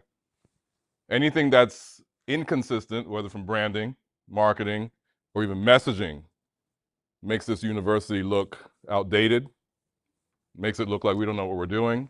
So before we blame the tech for what it's not doing, let's make sure that we're doing our part to make sure that our reputation is intact. So I'm gonna fly through some of these because how many here manage your website? Have access to manage your website? A few of you. How many interface with the website? I should see everybody's hand on that. I want to make sure that you guys understand that folks, more often than not, visit the website before they give you a call, before they send you an email, before they even walk on this campus. Most. So make sure that you understand that your website, your office, your unit, your department, this is the front door to what you do in your space. Right? Next point. As I said earlier, we all have shared ownership of this effort. I am 1/3, my colleague is 1/3, and you guys make up the rest. Because we don't know the way you do. Right? All your intellectual property, all of your ideas lie within your unit, within your space. And we're here to help facilitate, to project that message. A lot of things that we need to consider is being concise and audience focused. So we need to think of this as a visitor. Think of this, what is the information that you want to see when you go to a website? When you go to this particular website? We know the information because we're inside the sphere all day, all night. But those who are external to us don't know what's in our head. So when you're developing your content, make sure that you're thinking as the visitor and not a Morgan insider. Make sense? Next point. Partnering with us is very important. Again, the content lies within you. The structure and the technology is us. So we want to make sure that you guys are talking to us first prior to making any decisions on a brand new website. Because much like branding and marketing, needs to be consistency. I don't want you to have to spend the money, the human capital, the thought, etc., to go outside, create this wonderful looking website and realize I can't use it. And by then, next slide, you can't get a refund in most cases. So, content standards and support. Part of your branding and marketing charge is to make sure that things are consistently updated, everything is accurate. Because there's nothing worse than to get a call or I get an email, hey, I can't find this on your website. Oh, well, I actually found this on your website, but it's not correct. So make sure that you guys are developing some sort of life cycle, document life cycle, content life cycle to make sure that your content is up to date and it's accurate. Those are the most important things in making sure that our websites are good. It protects our reputation. It sets the tone. Layout is fluid in a sense. Again, we set the structure, but we give you the tools to set up your content differently, to keep it fresh. Don't think that the way you did it today is how you need to keep it for next week. Don't think that how you have it for next week is for next month, etc. There are things that are non-negotiable, however. And I'm going to cover that in my last slide. Accessibility, mobile usability. This effort is supposed to reflect our core values for the university, right? Much like branding and marks, we can't just go out there and do what we want because we should be one Morgan, one voice, right? Next slide. Can I get somebody to read this for me? Go back to the other one. I got you. Is this better? You guys can't read that. Web accessibility.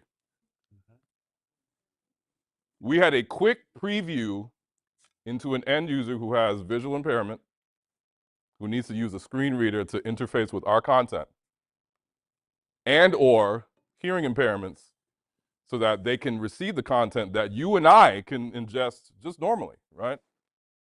So what you saw previously was a situation where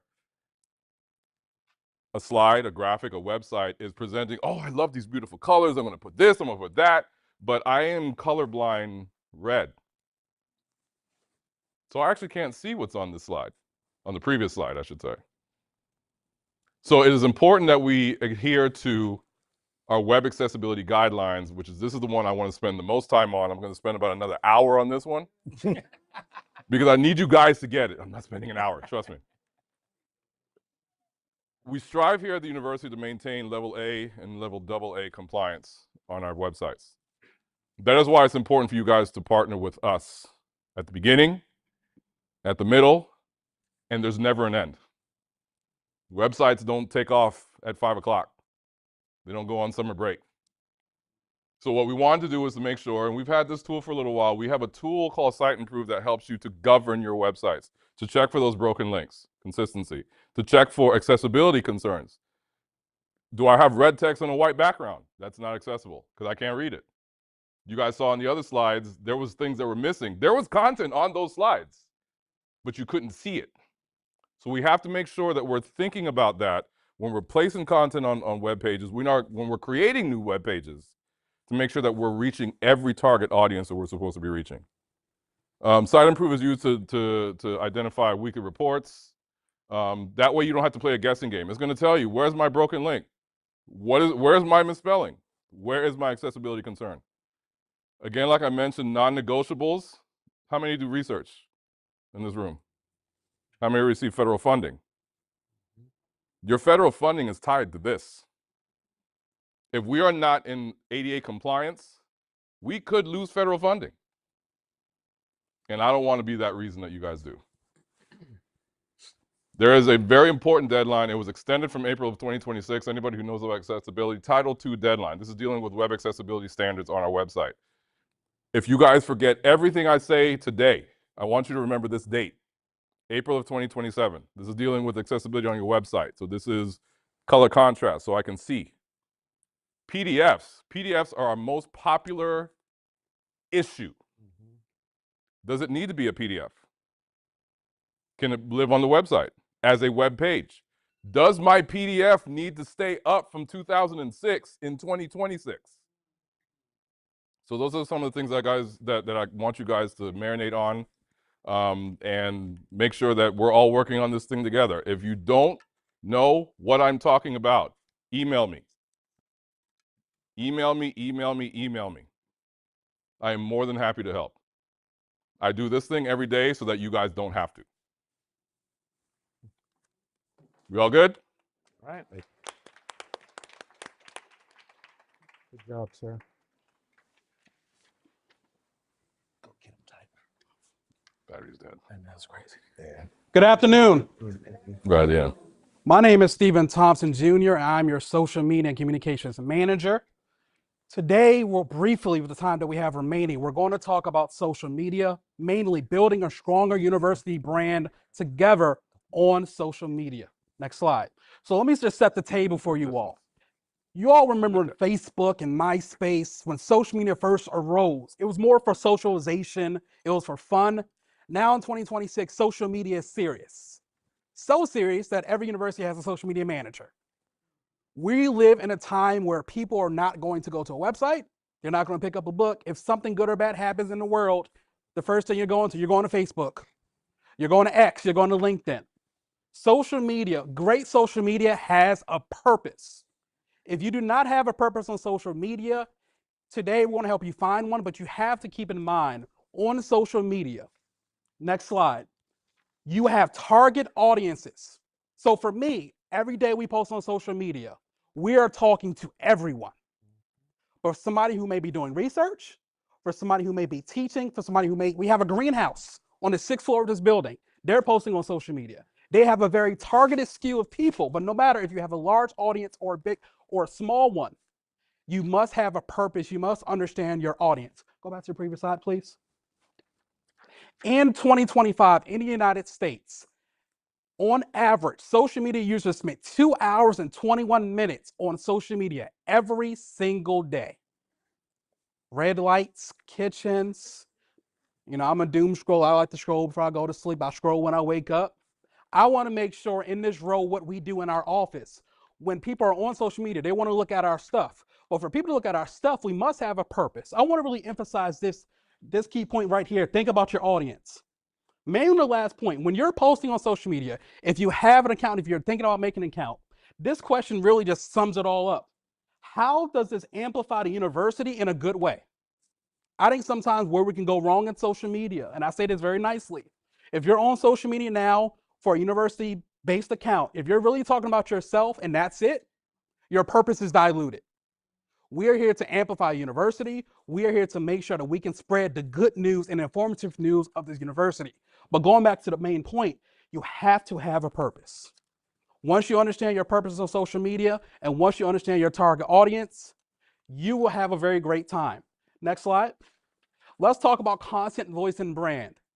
In 2026, this is for anybody to answer. What is the most dominant form of content? Video, reels. Good or bad, we live in a society now where people don't want to read. People want everything in less than 45 seconds. So if you're on social media or you're just posting flyers and that's it, you're missing an opportunity. If you're on social media and all you're posting is photos, you're almost there. We live in a time now between photos, stills, reels, and everything else. You have to have a very diverse mix of content, and you have to understand, for people to understand what you're doing, you have to give them something. In FY26, our social media pages had about 40 million views. Within 1 year, 40 million views on our content. What is that saying? That's saying, number one, people are interested in Morgan. Last week, we posted about the Forbes. We're number 4 in the public school rankings. 250,000 people on Instagram saw that one post, and it's only been up for 6 days. 250,000. Well, we're going to get to 500,000. So when it comes to content, voice, and brand, we have to make sure, number one, it's on brand, like we talked about with the branding standards. We have to make sure, of course, the grammar is right, but we have to engage our audience. I think sometimes in marketing, everything that we do in our office, sometimes something may look good to you or to me, but we have to think about what is our audience going to do. So, I'm not trying to step on any toes. Right now on the Morgan State page, if I post an AI graphic, President Wilson might call me. We live in a time where people know what they want to see, and sometimes they don't know what they want to see. So overall, when it comes to content, voice, and brand, understand why you're on social, but you have to understand, you have to bring informative content, and unfortunately, you don't have much time to do it. Do y'all know how fast you can scroll through some posts in 10 seconds? You can scroll through about 5 posts in just one swipe. We want to make sure on your department pages, your major pages, even our page, we understand we're giving you so much great content that you stop the scroll and you read. Next slide. And here's the biggest one. We do have a policy here at the university for you to create a social media channel for any Morgan State department major, anything under the banner. It has to be approved by our office. The reason why is this. There's 2 reasons. Number one, we've had a lot of cases where people have started pages and after 5 years, a couple months, it's gone. There's nothing there.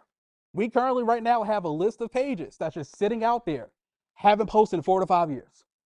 We have to make sure if anything is aligned to social media and Morgan, it has to be some consistency. And secondly, sometimes I've had audits in the last year. Hey, I have an event coming up. I just want to post about it. And after the event is over, you think they're still posting on that page? No. We have to make sure if you're on social media and you're adjacent to Morgan, that you are posting, you are visible. So the process is this. You're going to submit an online inquiry. You can email Morgan, social media at Morgan EDU, or go to our website, click the link. You're going to meet with me. I have a list of 10 to 12 audit questions I ask every single person. After that meeting, I will review, I will chat with the team. I will give you your decision. If you have a meeting with me or don't have a meeting with me, you set up a social media account, you will be hearing from me. We have to make sure that we establish trust. And at the end of the day, when we are on social media, because when today's climate, usually, before social media, if you mess up on TV, you mess up in newspaper, that's major. You make one error on social media, you might be trending for the wrong reasons. So we have to make sure through this policy and everything I just talked about today, that you understand your purpose, you have great and informative content, and you're doing it the right way. Last thing for account security, if you are running an account, make sure you have multiple users. We have use cases where somebody have left the university and they left with the social media account information. We can't get it back. We have situations where, hey, I may post on my personal Facebook, but my business Facebook or my account is also pertaining to Morgan is on my phone.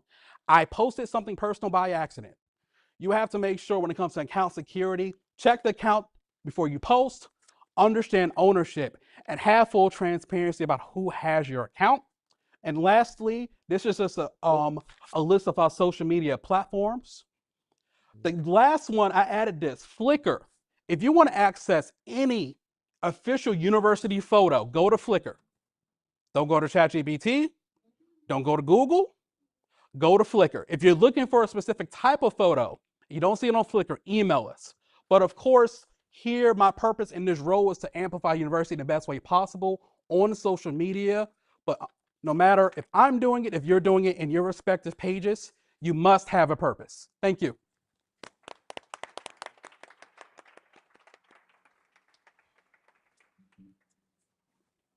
All righty, I'm back again. Like, I have a great team here. These guys are awesome, right? All right. So we say part of the best for last. We want to talk about media relations here at Morgan State University. Primarily, who is responsible for talking to the press?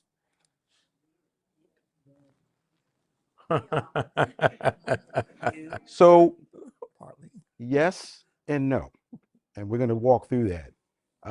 Overall, if you get a call from a member of the media and they are calling you because they want an official response from the university, they want an official statement from the university, they have a question about something that happened at the university, and they want the university to provide clarity, you should refer them to our office. And the best way to do that is either you call us and let us know that a member of the media contacted you, or refer them to our office via pr@morgan.edu. But there's a reason for that, and we'll get into that. So, why is this important? It's important for a number of reasons, but the primary reason is because we want to make sure we say the right thing to the media, right? There's only one office that's supposed to speak on behalf of Morgan State University, and that's our office. Now, when we receive that call, we may designate some of our other colleagues here in the room to also speak on behalf of the university. Case in point, if somebody calls us and they want to know about construction, a construction project that's happening on campus, well, we can talk overall and at a certain level. But if they want to get more intricate details about this construction project, we will designate the head of our construction and facilities management unit to be the spokesperson in that regard, and they will participate in that media interview, or they will be the ones talking to the media on the university's behalf, but with our support. We work with those folks to get them prepped and ready when the time comes for them to talk to the media. Now, what constitutes a media inquiry? Like I said, when everyone said we're the only ones that's allowed to talk. Well, there are situations where you don't necessarily have to come to us if a member of the media contacts you. Those situations are few and far between, but however, we have a number of people here in the room today who conduct research, who do different things at the university, inside and outside the university. If you're getting a call from a member of the media and they want to talk to you specifically about your research, or they want to talk to you because you have a certain area of expertise and they want that expertise to be a part of their story, you don't necessarily have to go through our office. Now, it's recommended that you let us know, or if you're uncomfortable, you can refer those individuals to us and we'll help, right? We'll help in that regard. We can help prepare you for the situation. You may not want to participate in that interview. We will act as the intermediary on your behalf. But those are the only situations where you don't necessarily have to go through the Office of Public Relations. However, a member of the media contacts you and they want to find out about a shooting on campus, right? Or they want to find out about Miss Kinsey Scott or someone other great gift that we got. You should be referring them to us. We're going to be the official spokespeople in that regard. Next. I touched on a little bit of this already. We get a lot of media calls daily. So many so where we have to triage it by collective. Right now, if you send an email to pr@morgan.edu, that email goes not only to myself, it goes to Mr. Jackson, and the third member of our PR team that's not here is Ms. Cheryl Stewart. A lot of you have probably spoken to Cheryl because she is our day-to-day point person who works with all of the different units on campus. She's on vacation right now. But we will triage those incoming calls. When a member of the media calls, we want to find out, well, why are they calling us? Is this a situation where they want official comment? Are they looking for a subject matter expert? It's probably 50-50, I would probably say, in terms of the types of calls that we get from the press. Half the time they're working on a story and they know that we have the expertise here at Morgan. We have a lot of great researchers at the university and they want those researchers to be a part of the story. In that regard, we will work to help them identify those folks and then connect them. And then you get to be a part of that story. The other part of the time, they're looking for something official from us. They want to hear from us about something. And so we'll handle that. Next. Thank you. Telling the Morgan story. We get a lot of submissions internally from our colleagues in terms of the great things that has happened here at Morgan State University. I would venture to say we don't get enough, but we do get a lot. There are a lot of good things that's happening at the university. There's a lot of things we want to talk about that we want to share with our external stakeholders, with the rest of the world. Some of those things will make for great announcements. Everything doesn't make for a great announcement. We will try to dissect and analyze and evaluate each news item that comes into our department. Some of those things we say automatically, this is something that should be rolled out officially from the university, and we're pushing out what we call a news release, which will go in our newsroom, and then we'll also amplify it on social. Some things are great and good news, but it doesn't warrant an official university announcement. So we may share it just on social media. Some things we think make for great stories in our magazine. We have a great magazine, award-winning magazine called Morgan, of course, Morgan Magazine. Some of those stories we hold for that because they're just that good. And we think this should be, we should dive into this a little bit more. This would make for a great read in a periodical that we produce. When we get those stories, we highlight not everything that happens because there's a lot of coverage on the university, but we cherry pick some of the best stories and we put them in our online newsroom. And then we do something important for you all. We will tag your unit on that story so that on your website, in your newsroom, those stories will go into your newsroom. So we're also helping you develop content in that way as well. If you have story ideas, there's a couple of ways that you can submit those stories to us. One of the ways is to email pr@morgan.edu. We also have an online project request form that speaks to all of the things these gentlemen spoke about today, but one of the things is submit a news story.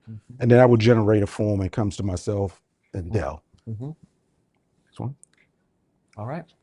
Now I'm going to turn this back over to Dell. He's going to close us I'm gonna out, close and then it we're out. going to get to the good part, Q&A. Yep. Thank you. Yep. So this is going to be really, really quick. What we all discussed, what we presented this afternoon, really can be synthesized into these 4 channels representing one reputation and one voice. And what this diagram here represents is our universe, right?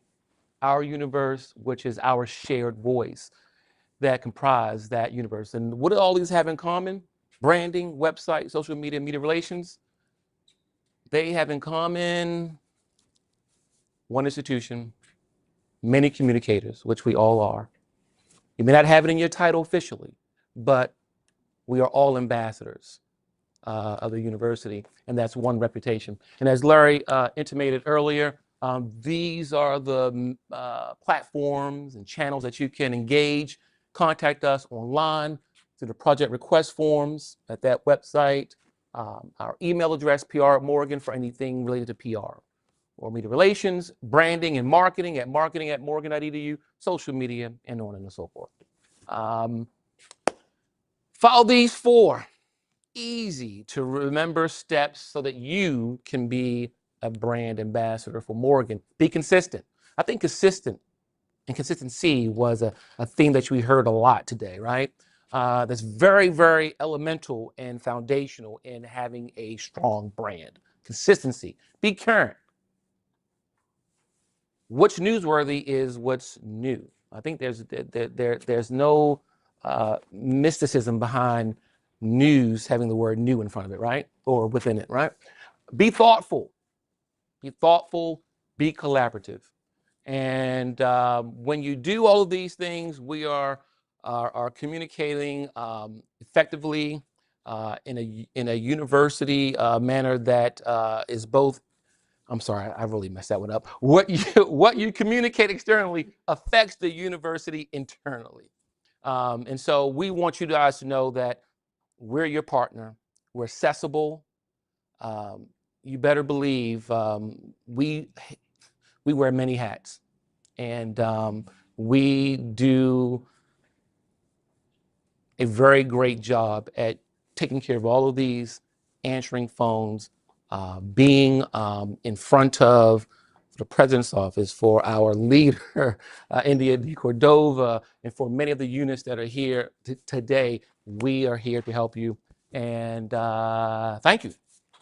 I wanted to, Larry made reference to Cheryl Stewart, who's not here, but for those folks who are in our department who are here, I want to acknowledge Dave Ricardo, who is our art director.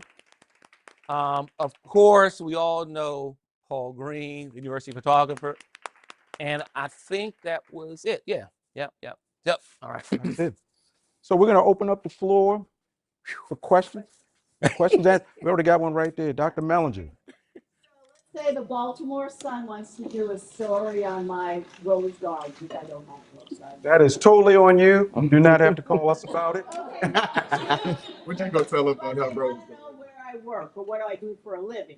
Can I say I'm Linda Mellinger and I work for higher education, higher ed in Baltimore, or can I say I'm Linda Mellinger and I work for Morgan State University? I think that's up to your discretion. You're certainly welcome to say you work for, we love that. Say you work at Morgan State University. The only time we would say we have to be involved in that particular situation is if the Baltimore Sun says, hey, we want to come on campus into your office and do a shoot. You know, we would send our photog to your office because we would take photos to go with the story that we're doing about you. Then you need to contact our office just to let us know as a courtesy. Is it possible that we can put the branding, the horizontal logo in the branding guide? So, well, it's available. So we actually, one of the things I didn't hear from our team is that we actually have all of those logos on it's on a site where we can provide a link where you can easily just click on the image and download it. That particular one is not in the book, but it is usable. And we all, you know, if you wanted to request it, we can send it to you. But we'll share the link where you can download it. I think it is on that site. It is. All right. So that one is totally acceptable. I got another question. Sure. So the ADA compliance, with pictures, you know how it asks you to. Yes. Yes, so you have to describe the photo. Right, so what I'm asking is, how do you describe the photo? Do you say a man in the picture, or do you say a man wearing a black suit? You know what I'm saying? How descriptive? I'm gonna let Henry answer that because sometimes we may put too much detail in it. Yeah. The general practice and the best practice is to make sure that you're describing what you're seeing. If you have a group of 5 students in a photo, 5 undergraduate students at Morgan State University is good enough. No. No, no personal descriptors, just a general description of the picture. Because if I'm using a screen reader and my mouse is over that photo, the screen reader is going to say image of, and then it's going to read out what you place. So you don't want the screen reader to read a paragraph to the end user who's trying to get through the rest of your content. Just make it short, concise, and accurate. And for those, that's called alt text. Alt ALT text, text, yep. alt text. Question? First question. Yeah. It's alt text question, is that, because I think I overdescribed. But I'd rather you over-describe than to not describe at all. Okay. I'll take that. I'll take that. So with the events calendar. Yes. So you know they make us put the little flyer. Put the flyer in, and then there's a little line of description, right? But it's it's a little box. So is it okay that we just say flyer for this event, or do we have to actually describe what's on the flyer? You should, at best practice, you should describe what the event title, date, time, location. Okay, I'll put that in Because there. remember, this is usable text Yeah. to the screen reader that's reading back. So if you don't have to describe, oh, this is an orange and blue and white flyer that contains Benny the Bear and a shot of the student center, et cetera, et cetera. In those cases, just place at least flyer promoting event of title, date, time, location. Okay. Okay. So yeah, one more and then I'm gonna go to Dean Garrison. Okay, my second question. So you know we have Mr. and Miss Morgan and all of those our student groups. Sometimes there are magazines, news channels. They want to just talk to them and meet with them, but they want to do that in their own homes sometimes. So do we need to still reach out to you all because they're still representing the school during that? So that's totally on them, right? That is not something you have to clear with the Office of Public Relations. Okay. Like I said, there's only certain circumstances where that becomes applicable. That would be if they were coming on campus and going into their office on the second floor, then that needs to be cleared through us. They're in their own house. That's totally at the discretion of the students. That's up to the students. I think you all talk to them about just keep in mind. I mean, you give them some best practices. Keep in mind, you are a representative of the university, and you should put your best foot forward. But you don't have to clear that, right? With us, that's the students are separate.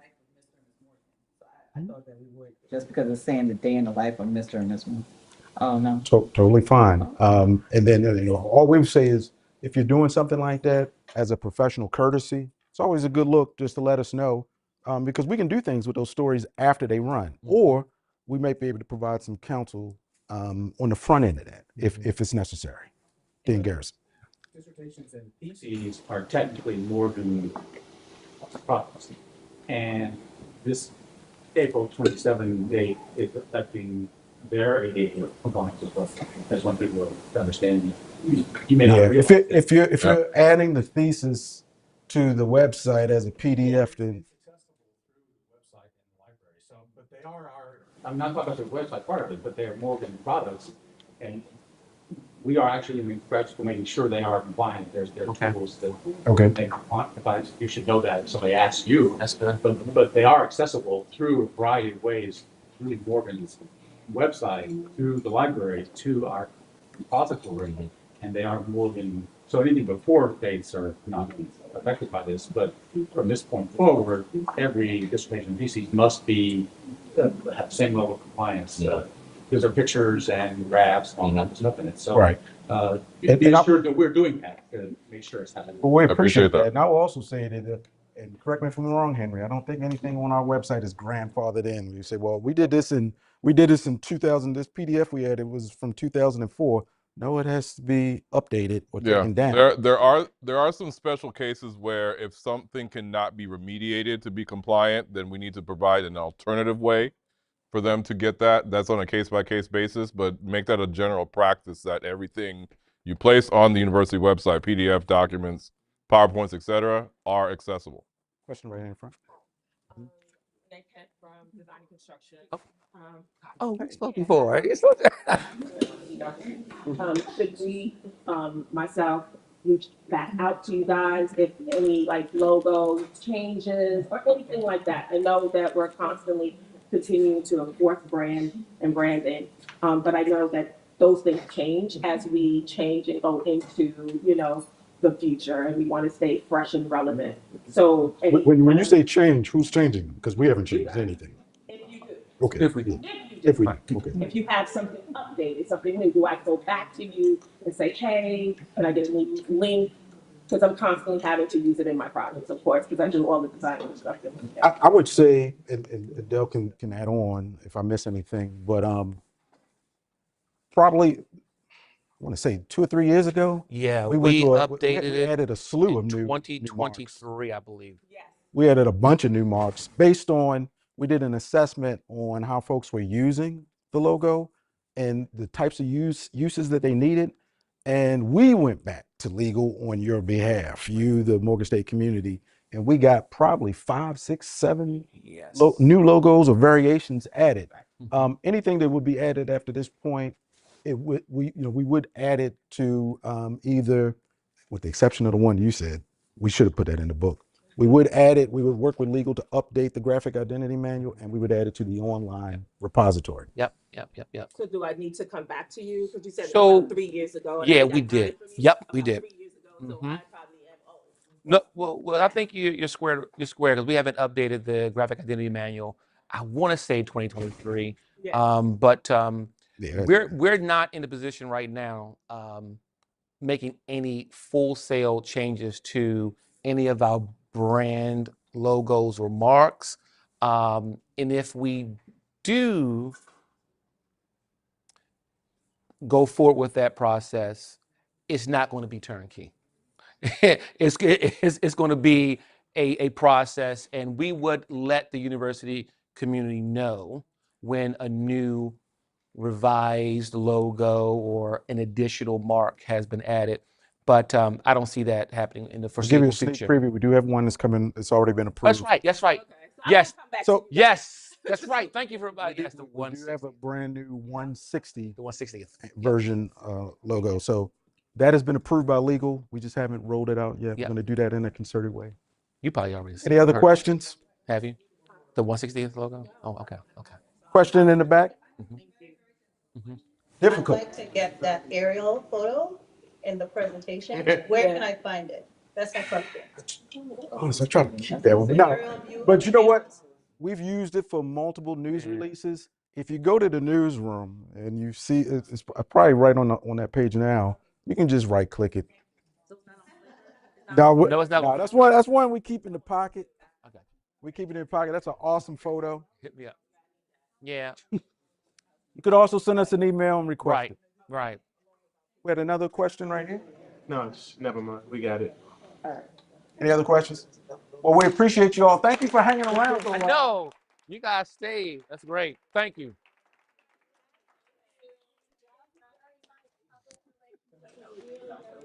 Thank you. I like having the whole thing. Right. Okay. Thank you. Thank you, Doug. Sir? All right. I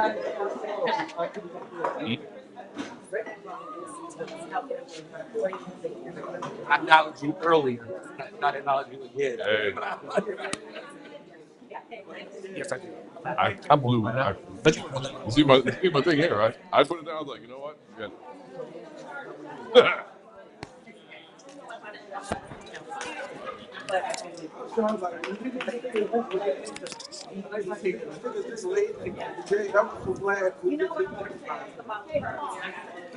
Thank you for all the help. Thank you. Well, exactly.